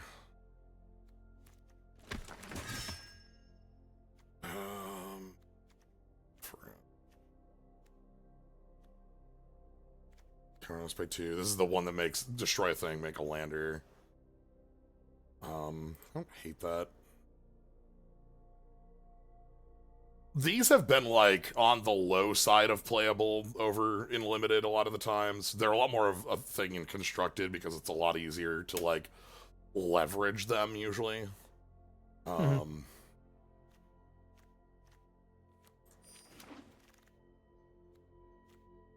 Okay. Unless we cast another spell this turn. Works really well with the relic. Yeah. Mainly, and any warp things in blue you can find. Too. This also... One thing I'm seeing is we have a lot of cards that want us to have a lot of these like little 1/1 tokens around. Like Weftblade here wants us to have a lot of bodies like 1, 2, 3. Yes. It also, like, if we're going to be playing Space-Time Anomaly, protecting our life, probably not, but if we do, protecting our life total is important, and having a wide board can work with that. Starfighter Pilot I would like, but Cryo Shatter is really good. One mana just solid removal. Answer something. Okay, blue and white still here. That's good to see. Yeah. Like Nebula Drake, everything across the board. I'd like to find slightly... We want like... Again, this one's like warp things, cheap things. Has there ever been a card that had the text landfall text can trigger from hand? There might be an alchemy card that has landfall effect on That would in hand. like, I assume you mean like this card in your hand gets +1/+1 permanently if you played a land. Yeah, like maybe an alchemy spot. That would definitely be an alchemy card because like they wouldn't even do that in Silver Border because You can't. you can't actually check that it's still a secret zone. Even anything else, like they Yeah. don't fuck with the magic that hard in the unsets.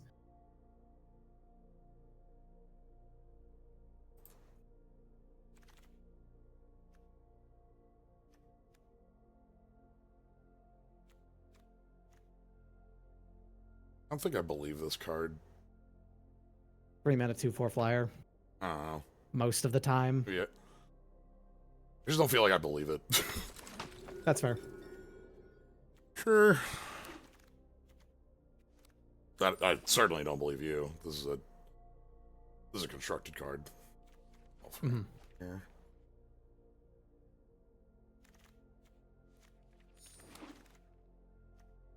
.0 barrier. Okay, so. Oh wow. I feel like looking in this pack, I feel like not going into black in some way has been a horrible mistake. Seeing things like this, Dubious Delicacy, and Embrace of Oblivion. Right, but at the same time, the first pack's black was pretty. Like, we barely paid attention to it or looked at it because, like, it wasn't stuff that would put us into black. But at the same time, it's pack 2. You could move into it. I like this thing a lot.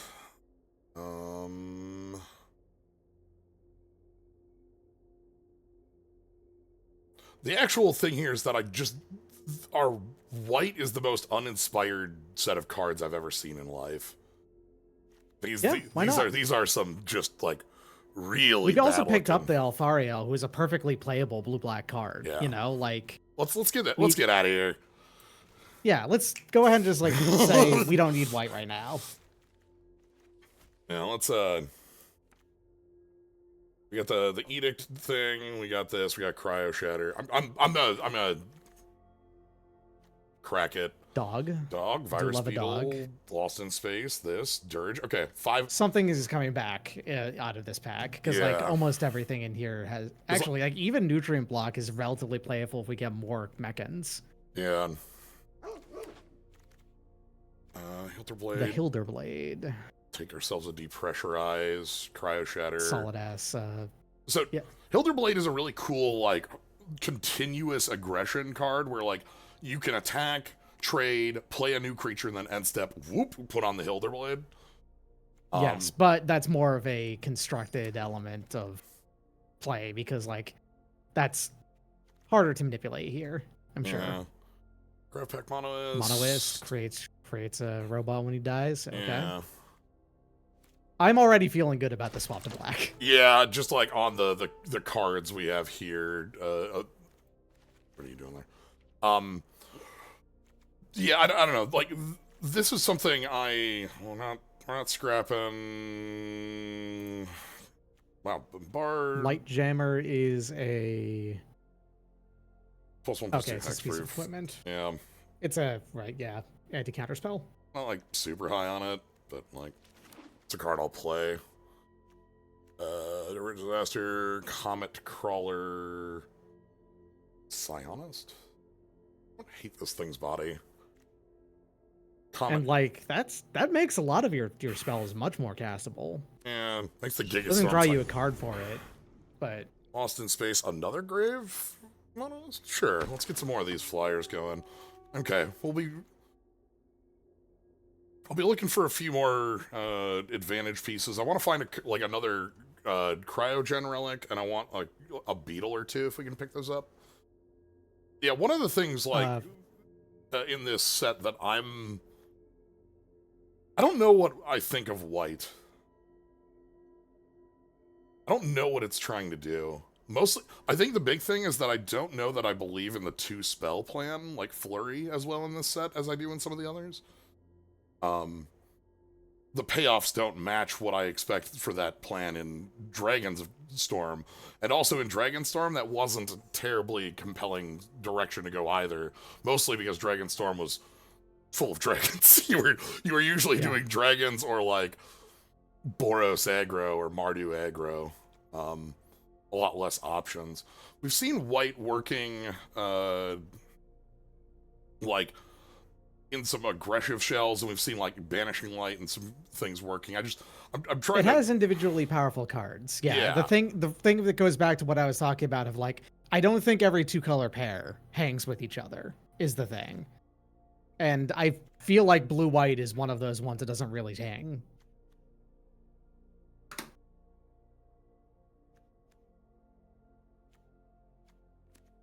I'm unlikely that Corey still just scared them on Flurry because like this set came out like that 3 is or 4 months. Yeah, that is absolutely untrue. Because of the way that because of the way that sets are printed, this set was like finalized. This set was finalized when Dragonstorm came out, probably. Yeah, this set was finalized like as Dragonstorm was coming out. Number 2, actually, I don't want this out of Require Shadow 3.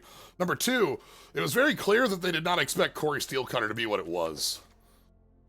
Yeah, no, that was you don't have huge... I feel like the thing is, Emissary Escort will never be like a bad creature. It's just that I don't know if it's worth picking this up here over something else, because this is a pack that is chock full of blue and black cards. Yeah, no. I understand the thought of like, oh, Corey Steelcutter is that strong, we pulled it back, but like, development time of sets is 2 years, and Corey Steelcutter came out 4 months ago. It might feel like Dragonstorm was like a long time ago in a far, far galaxy. It was 4 months ago. It was not. It was the set pre. Like again, time feels not like a lot an of time eternity. between 3 sets. I know. Time feels like an. Ha ha ha! That's so funny.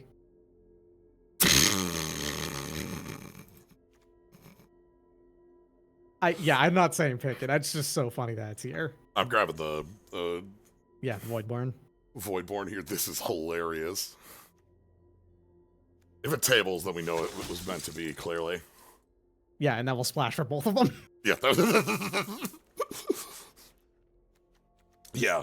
But only if it tables and comes back. In general, if there's a card or thing, like, so, to talk about, actually, I'm here for Void Forge Titan. This is a top-end piece that I like. Goddamn, I like Rust Harvester a lot. Draw this card. kicks ass. Yeah, this like, is... I feel like, you know what, that's something that I think is actually very true in this format in particular. Card advantage is at a premium. You really want to draw additional cards in this one in particular. Okay.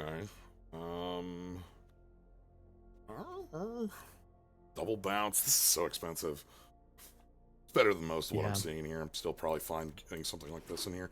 You did grab the Emissary Escort, which means having a singleton large station is better. Here's what white does. Create a token copy of an artifact or enchantment. Yep. Which, I mean, I would personally, best card to use that on is just probably Banishing Light. Yeah. My God. Repeatedly Banishing Light your opponent. There we go. Thank you. I saw the relic. I will point out the microsizer is really good. I know. I have a lot of respect for this, but this is, I think, the glue for the deck, and this is the glue that puts your deck together. I would also like to see another self-craft Mechan. How about a Mechanozoa? We don't have Mechanozoa is pretty good too. Yeah. Damn, I don't know. We can see where this table ended up. Fun sequence of plays. On turn 2, get Escort down. Turn 3, warp in Mechanozoa, swing in with the 6/4. Hey, there's the self-craft. Yeah, let's get another. Also a Lost in Space, but I think that this card is also like another one that makes your deck work. Yeah, the thought I have on here is that like it feels like this is a card we want kind of like matching numbers of relics, because that's like such the card we want to be stacking to it. Shieldmate? Decode? Shieldmate? Sure. Shieldmate is like... It's a 2-drop, and it will be able to attack, usually. It came back. I don't think you want to actually play both of them. I know we joked, but, like, it's not a thing we can do.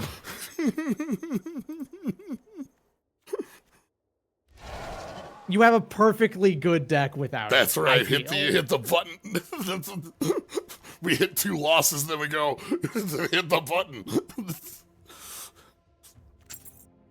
Oh, wow. Oh wow, okay. All right, you can kind of see what's going on here. 2 good cards at the last two picks. So,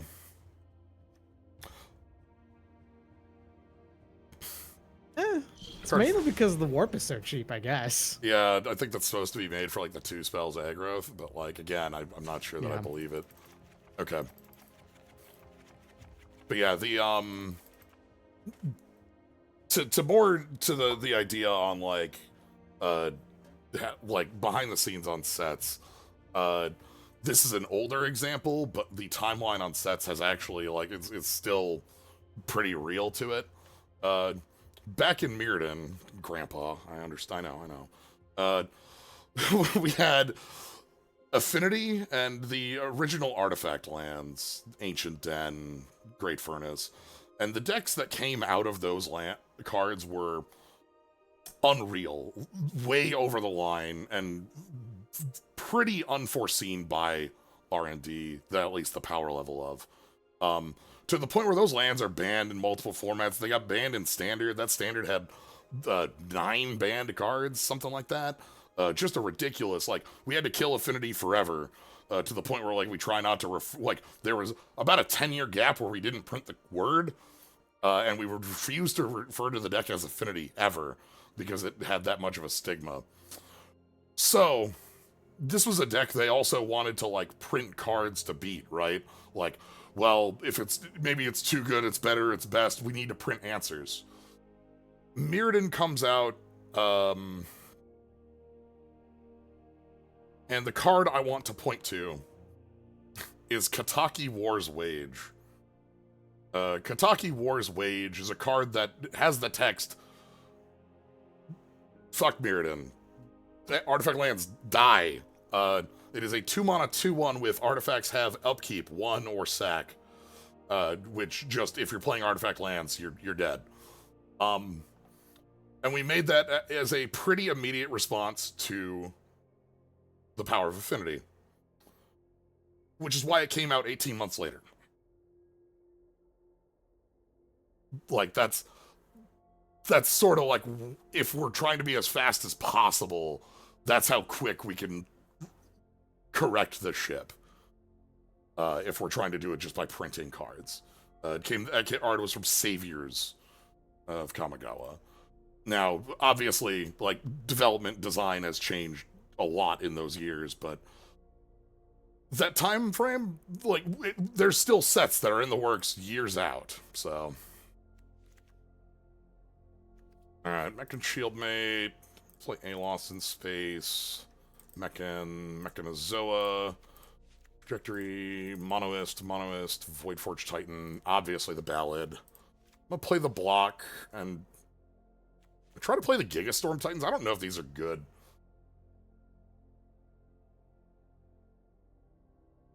Yeah, no, I understand. This is not like a direct at you. I don't mean this. I'm more like specifically talking about like the setup for how design happens. How's space? We are unlocking the secrets to making your brain huge in space. We started by picking up a silly blue-white card that maybe we could build around, and then white didn't really do what I was looking for out of it. So we moved into black, and now we have like a deck that's trying to play a bit more of a advantage engine, as best as I can see it. A lot of removal, a lot of like cogs. I feel like I might be a little short on threats. That might be why the Gigastorm Titan is real, but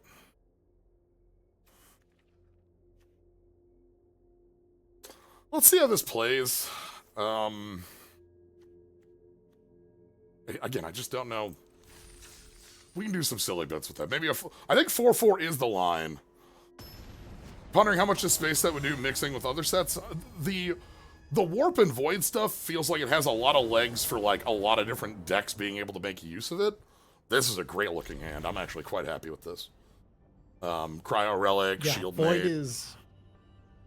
Void is an interesting side step on Morbid.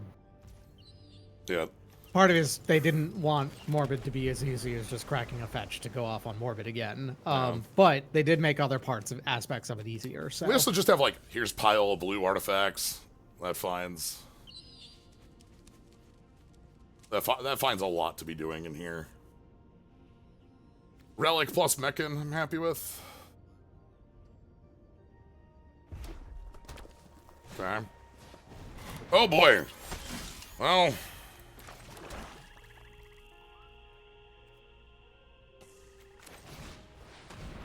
Our opponent's coming out swinging.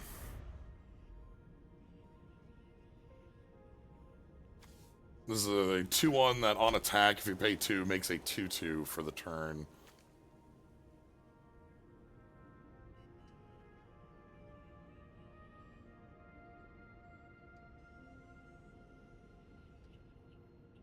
If they have a kill spell they can't pay for...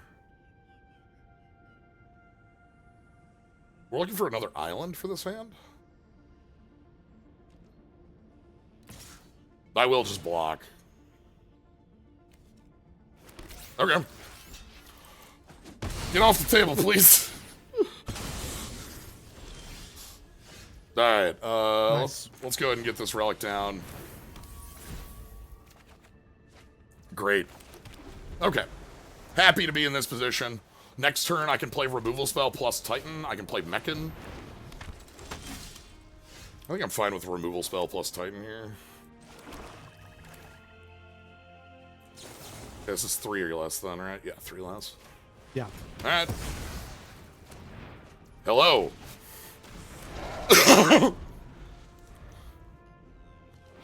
This elemental works out in the library. Huge.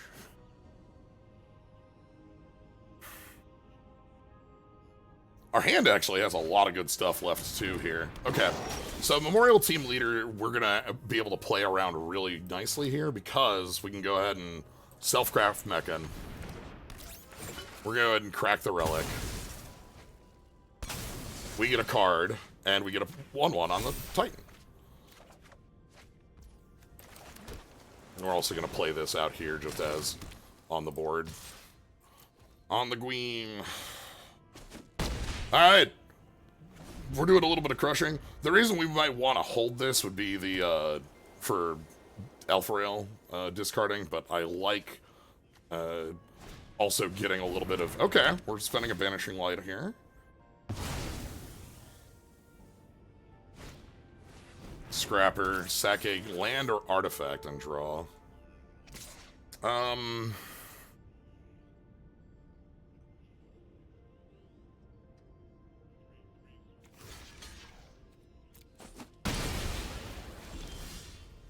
Okay.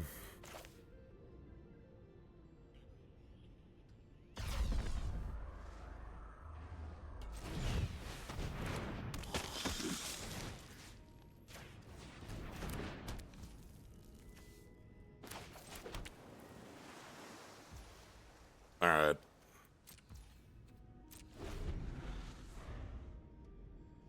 So this, they can get 1 use out of the scrapper.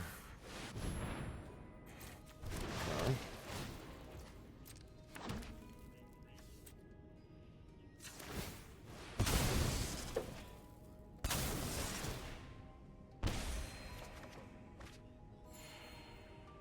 That's pretty good.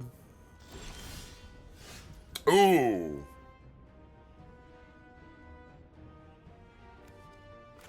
It's a big creature.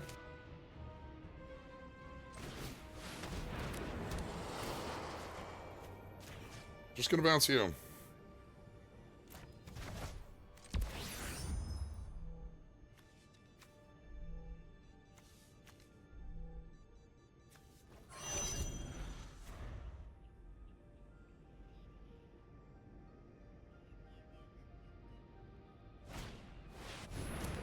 Okay. Ooh. They have a Cavron Harrier. Alright. Elfrail, can you help out here? Not especially, no.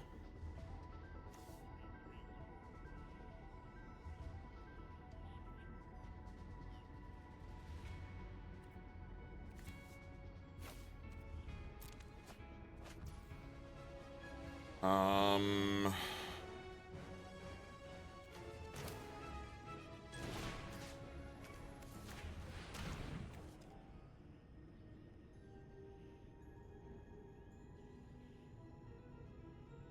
Hmm.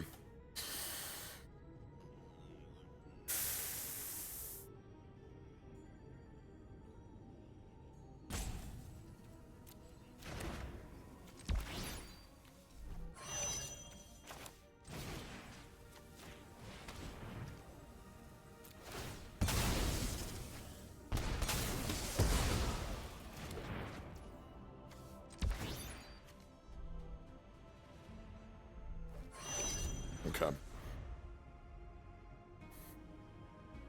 Trying to set up the freighter to be able to be our attacker here. They can use the scrapper again to sack draw on something, but like they lose the scrapper and you know the 2 mana for it. Sammy wants 2 tapped creatures, which is a little hard for them to get right now. I probably want to get them out of here pretty soon. They really want 2 tapped creatures. Goodness. Okay.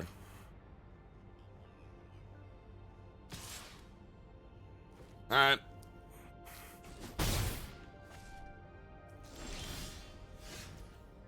Okay. Okay. That's something. Okay. You can combine that with Lost in Space to kill anything, basically. Yeah. Sorcery speed.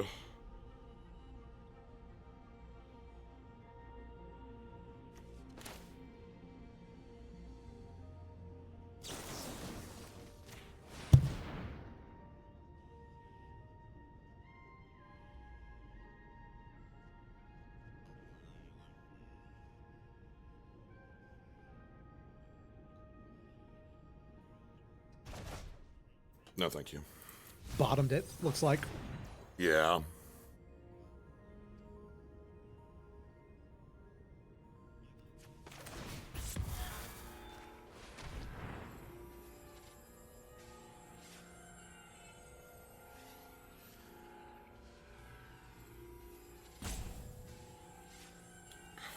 I like the void on this.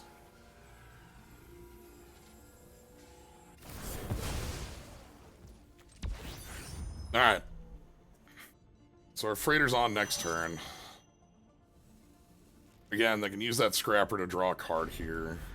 But they have like something that they couldn't cast, maybe a 5 or 6, or a removal spell, this could be.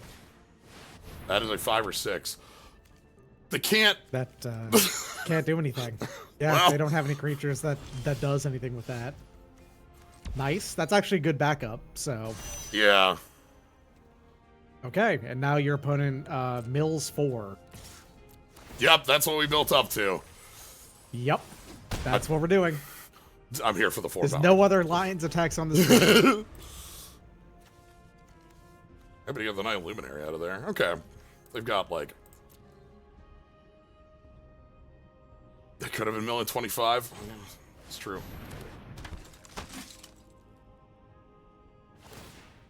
Okay. Fun thing they can do here. That's enough power.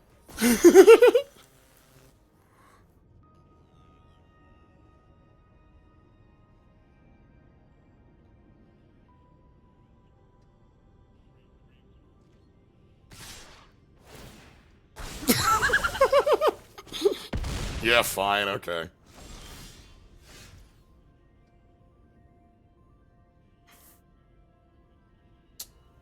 Huh.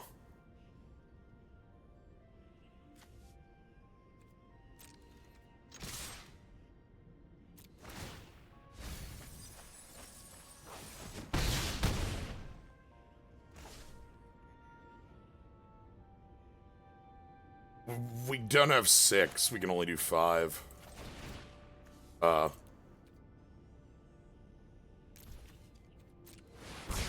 will still do it. Leaves them dead without a removal spell. And we're still holding Cryo Shatter. Alright. I'll do it. All right, I must leave you here, right. unfortunately. Well, thank But- you for joining. Appreciate you being here. Yeah. Is this seems like a pretty fun deck to really sink your teeth into. I think I want the other Titan. I think we want a few more bodies in this deck. I don't know what we don't want in here. We're just here with the Titans, that's where.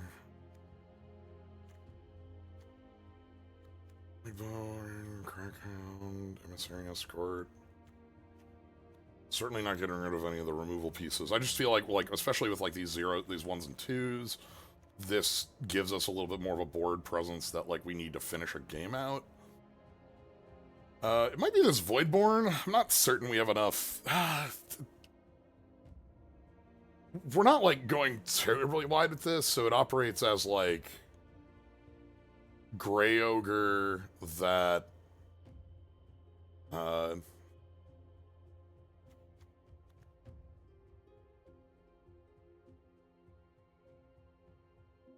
like we don't have a lot of we have like some of these new, we don't have as many things I'd like with this as I think. We don't have any like combo potential with it. We don't have any super go wides with it.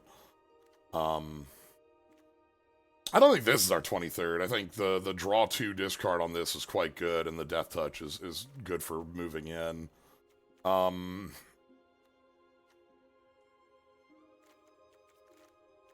If I felt like we had enough early game, the shield might be it, but I feel like we want to keep that. All right. 41 card special. Yeah, those are always special, aren't they? Lunakiri. Squall, huh? Alright.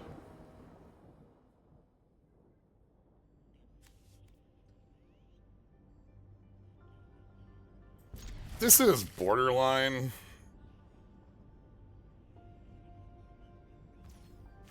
This is a little bit aggressive of me to keep.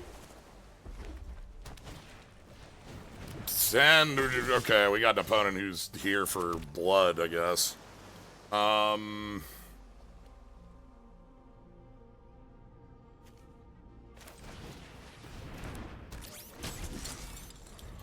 This card, when I see it, just scares the crap out of me. You know?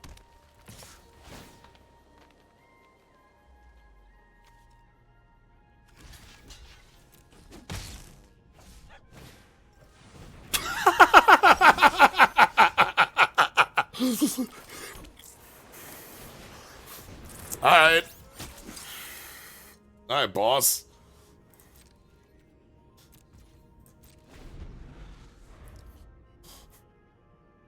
I want a black monosource. I want 0.1 point ballad.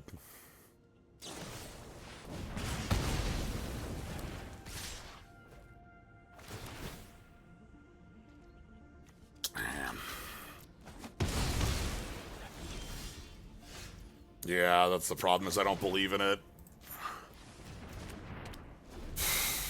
Okay. Fourth land gets us lost in space. That is too big for us to answer. Well.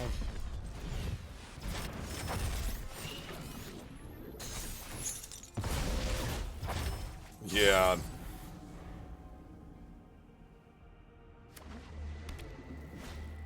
They're just gonna be on big creatures for the rest of this. So let's you tap your untapped artifacts. They're gonna go ahead and use the lander because the lander's about to die. Fourth land would get us like lost in space. Okay, relic. Block. All right, it's fine. Everything's fine over here. How are you? We're taking 6, and then I'm gonna have to pay 3 life to kill their board. Because we're gonna draw swamp and depressurize for 3.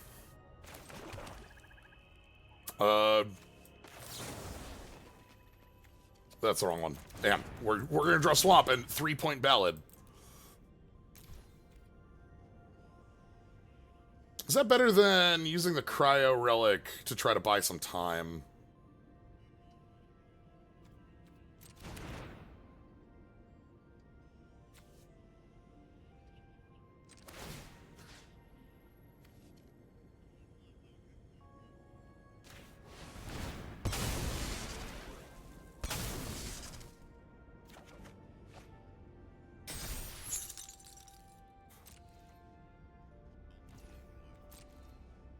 They're gonna make a body off of the Starforge.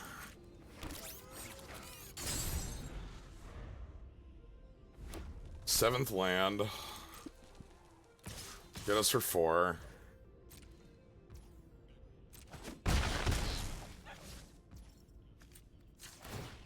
They just have make a 2/2 every turn, and I don't know that we can beat that. You know? Like, that alone might be... Ah, damn. We just ate all the goodies.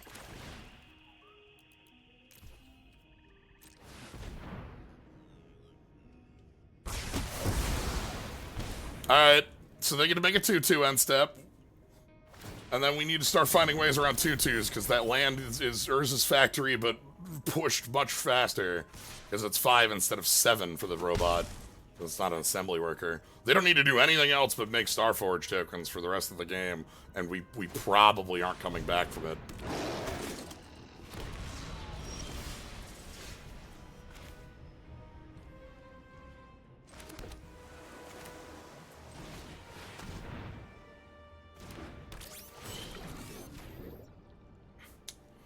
But well, that doesn't mean we're out. We're still trying. We've got the bounce. Okay. That means they want to use the lander on their turn here. Do they have a trick that could kill us? Do they just have double bolt? That'd be fun. Hit me with double bolt. I would love to die to 2 bolt and bolt. Okay. Now I feel like I'm just being, like, laughed at.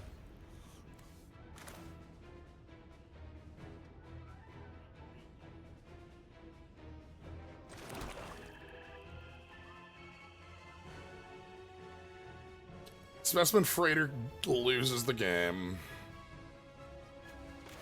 I think it's got to be Alpha Rail. Drawing into another piece of removal.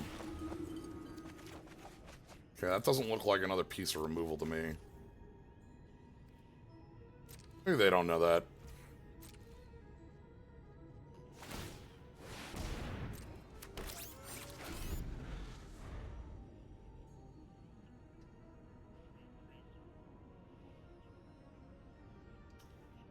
Talking about, like, things that give you a late game, yeah.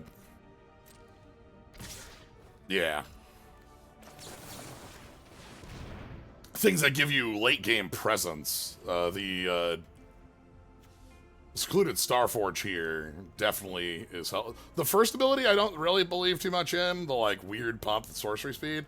But that bottom text that is just make a 5 mana, make a 2/2. Okay, we, yeah,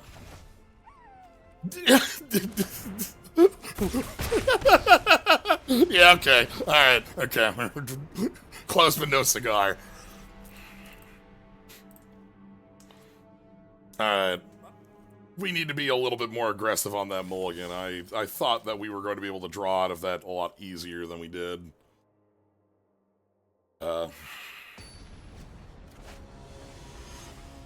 I like the 0-point ballot. That card's wild.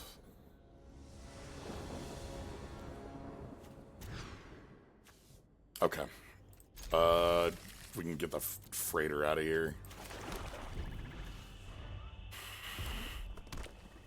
Okay. I was gonna say, if you play the 2/1, I don't know that I'll be able to deal with it.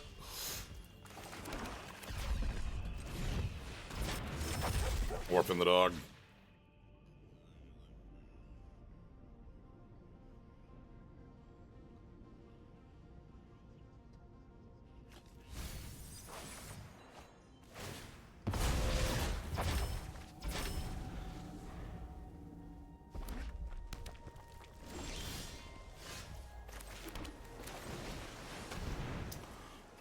Okay. Now, I'm liking our position pretty well here. Removal, bodies, cards to work with, opponent playing anti-causal vestige, you know, the normal things. Alright, what do we got? How big's our problem? Draw and a 4-drop? Not much of a problem.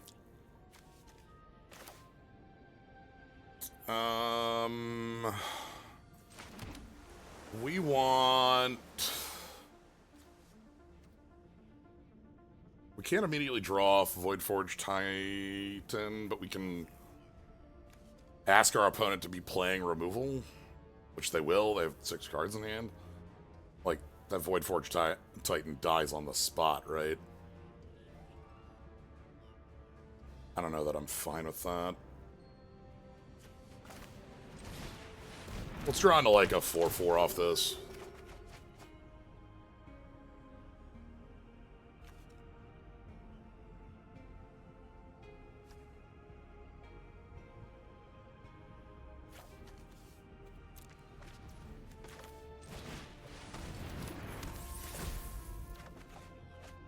Okay. We have a lot of our sack outlets.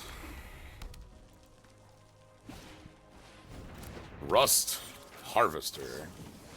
Dubious Delicacy. And Shock. The card named Shock. Okay. You got it, boss.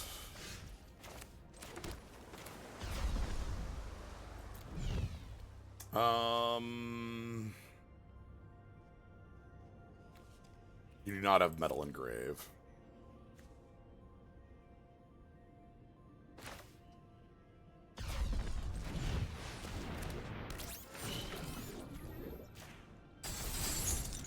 Okay. 6 anti-causal here? Yeah.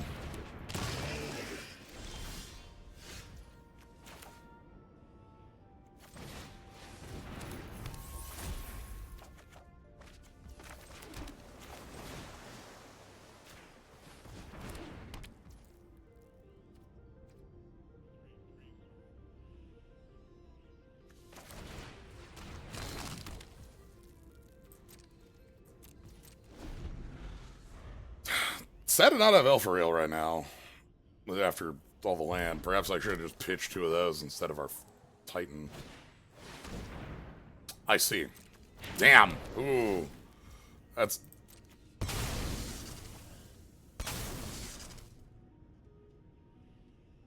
That's pretty good.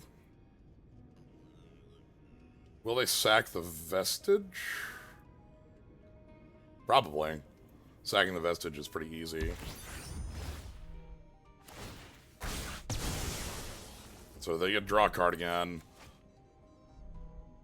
I don't feel like I'm playing this well. There's something about this game that makes me feel like I've made like 4 decisions and they've all been incorrect. Can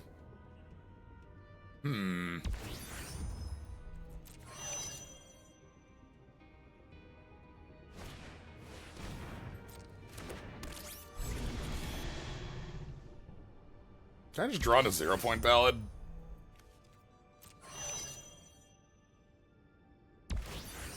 Ooh. Okay, I'm quite happy about this being on, because now 0-point ballad looks a lot better. Okay, that's... Well...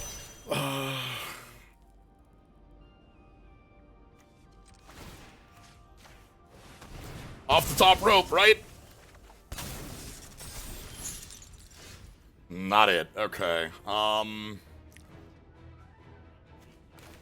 Let's go...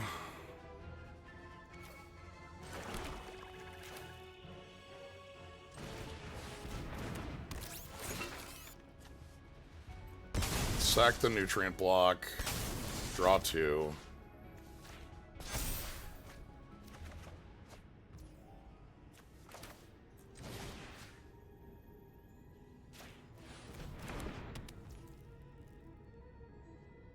Eight mana.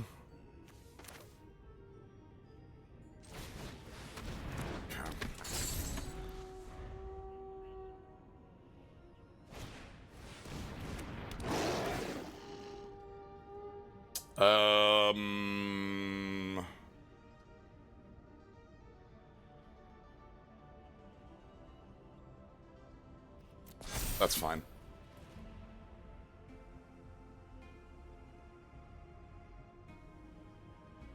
I don't want to let 2 pangolin triggers happen. Effectively, it's the same, like, thing, you know?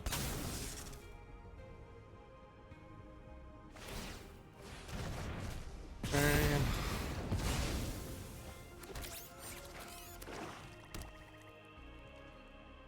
So we get 2 in the air.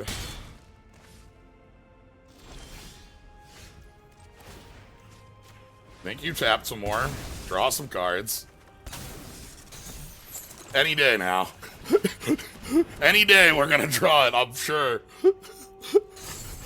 Any day we're fine.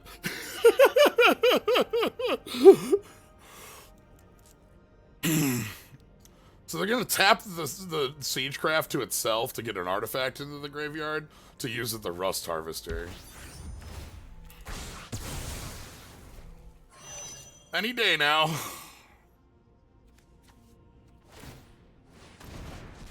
So that's the flyer down.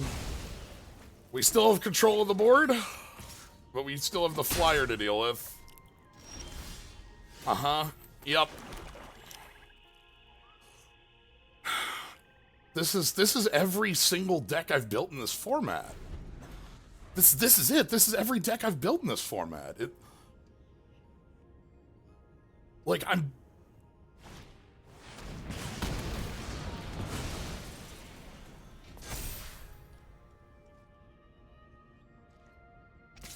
don't know.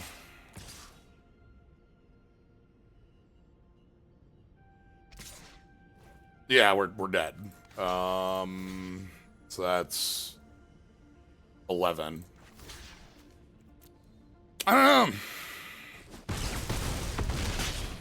I clearly need to I need to not overcorrect, but I need to correct on this. And again, thinking about like the decision with Alpha Rail to discard our Titan clear was incorrect. I don't know. Am I just having a bad week? Maybe that's it. Maybe I've put too much time into this and just need to like back off and fight this unruly oddish. That's probably it. Just one of those weeks. If you play that 1-2. Oh, thank God. Oh, thank God.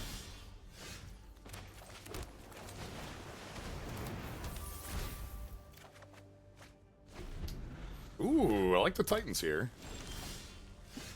Okay, this looks really nice. This has a great curve to it. Alpha Rail, help out.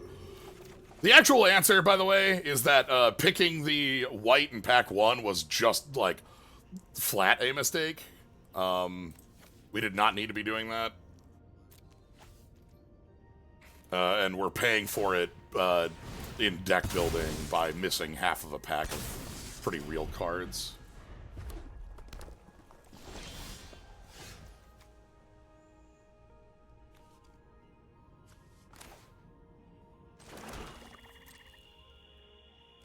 Alright, I don't want to pump Alpha Rail here.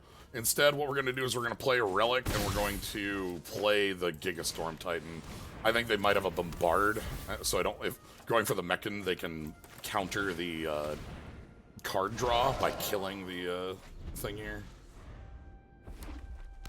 Mono red. You must be off color.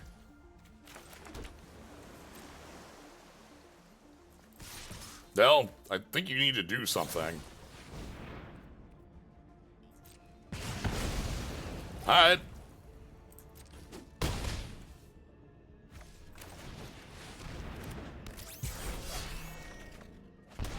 I like our forward, once we're just doing forward progress against an opponent, but this is also an opponent who's been off color.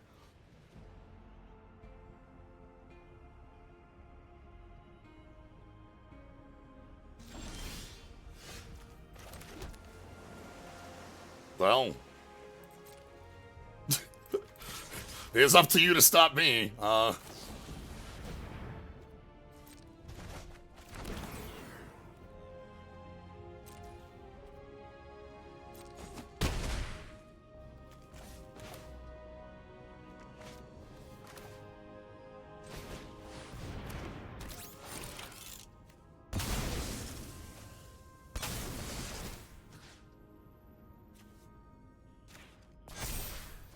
Then...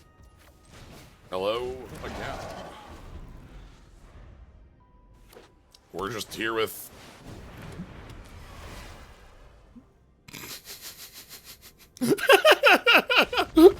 Yeah, okay. We're replaying them. I believe a lot in blue in this because of specifically because of the combination of the two cards we just played. The Mechon that sacks the Cryo Relic and the Cryo Relic feel like a really good place to be in. If I were to be building a deck, that's where I would want to, like, start. You get just so much advantage, and then, like, having a lot of cheap spells and things to play on the in-between turns. Another Donkey Kong. Okay. Well. Alright.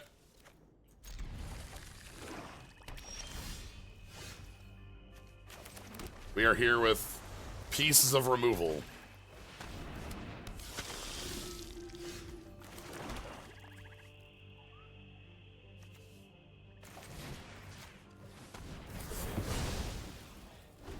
And a 0-point ballad. All right.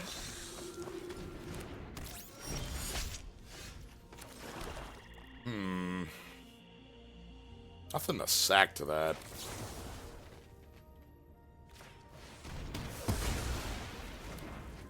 Pass it. This might be me being a little too aggressive with our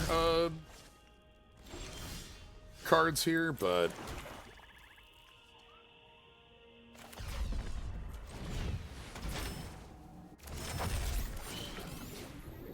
I think they're off a color. Honest to goodness, the actual thing I think I should have done there is 0-point balloted for the 3-for-1. Yeah, I'm evaluating. No, I think the more I'm playing, the more I'm thinking to myself, Jens, every time you have a left or right choice, you make the incorrect one, and you've done it all week. I think we need to back off. I put too much magic into a week, and now I'm playing, like, just awful.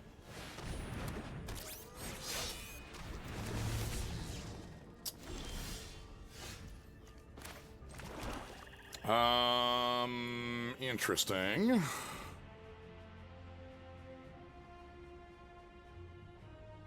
Yeah, I think they should have attacked with fallers. I don't know, maybe that's too aggressive of me.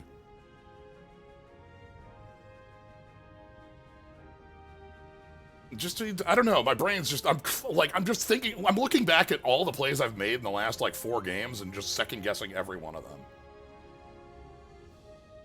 Like, why would you do that? And it's like, well, you look at it and it's a 50-50 and you chose wrong every time. I don't know. I'm getting too deep in the sauce is the actual answer.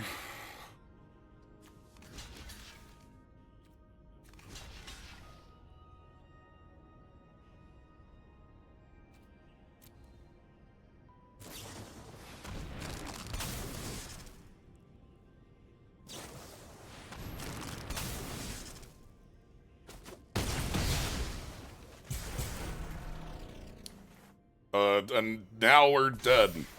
Interesting. Okay, well... I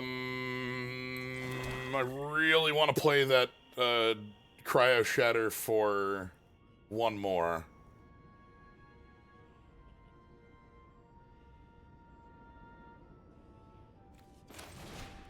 This is what I should have done this turns ago.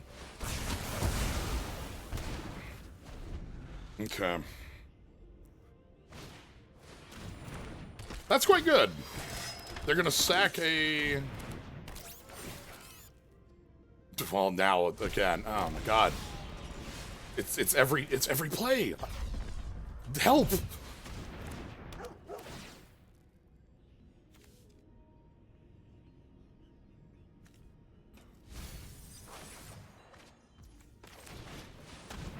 No, I just gotta. I need to stop after the. We are leaving after this game. I'm spiraling. It's not going well for me. I can see it. I can hear it. I can feel it. I'm doing really bad. Really. Yeah. We just need to stop. Take a week off. I don't know. Sorry you have to see this. This is not the kind of person I want to be presenting ever. Like I hate being like this at all times. It feels awful. So I apologize for all this. I'm you know, it's fine.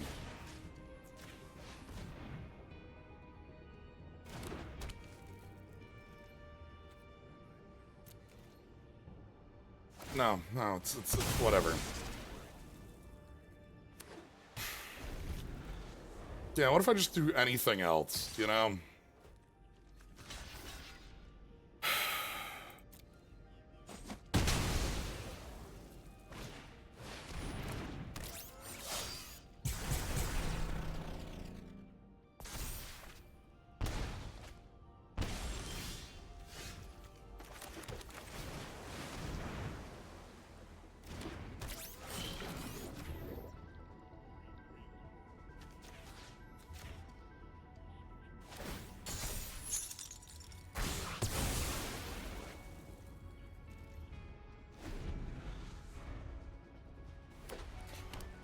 We're not even playing a game of Magic here. Our opponent's like 6 cards up on me, and we're not even close to being in this game.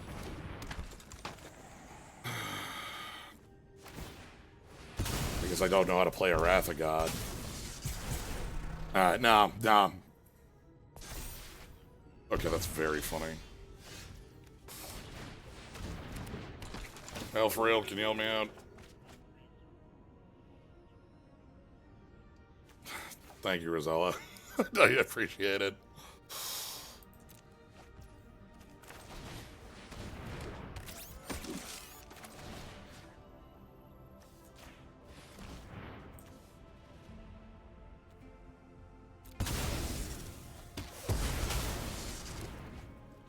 Appreciate the sub. Ugh.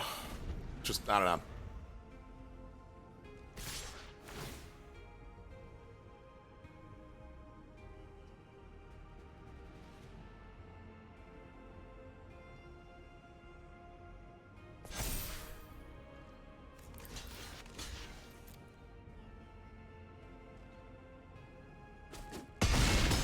Okay. So we got Dual Suns. I get to equip over there. Cryo Relic? Can I draw a blue source?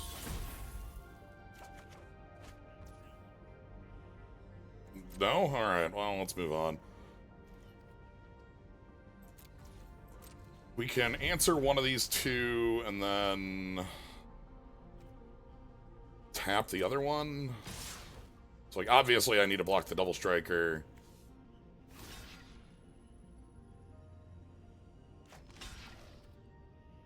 We'll do this and let them pump with the dual strike adept, and then we're gonna Lost in Space this. This is the idea. No, thank you. Then from here, they're gonna play a second body, and we get to bounce both. That's 3 bodies. Okay.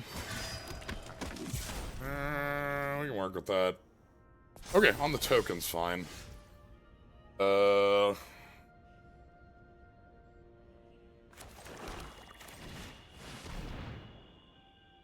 we bounce you. They're gonna redraw the gravity blade, and I think they just have us dead if they realize it, which is equip the sword and pop the food.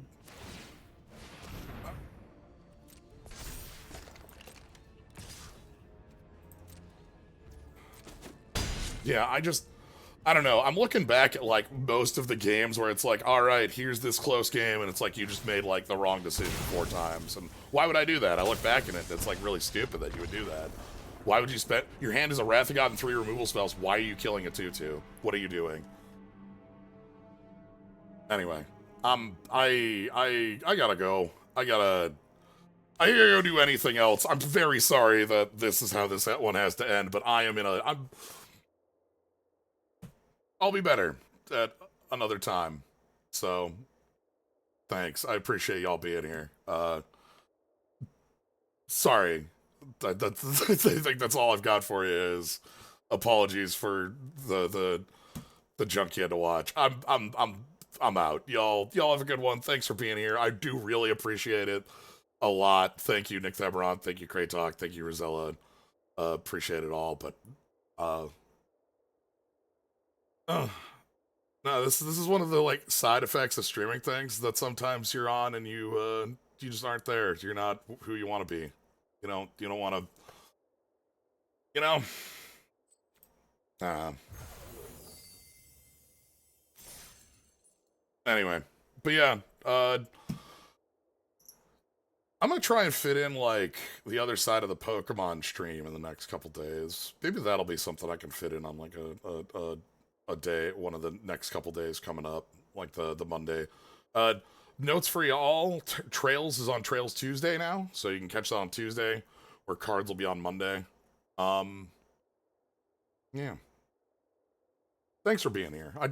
I do appreciate you all being here and enjoying things, and I do hope that you have fun with the games we're having. Yeah. Thank you all for joining. Have a good night, everybody.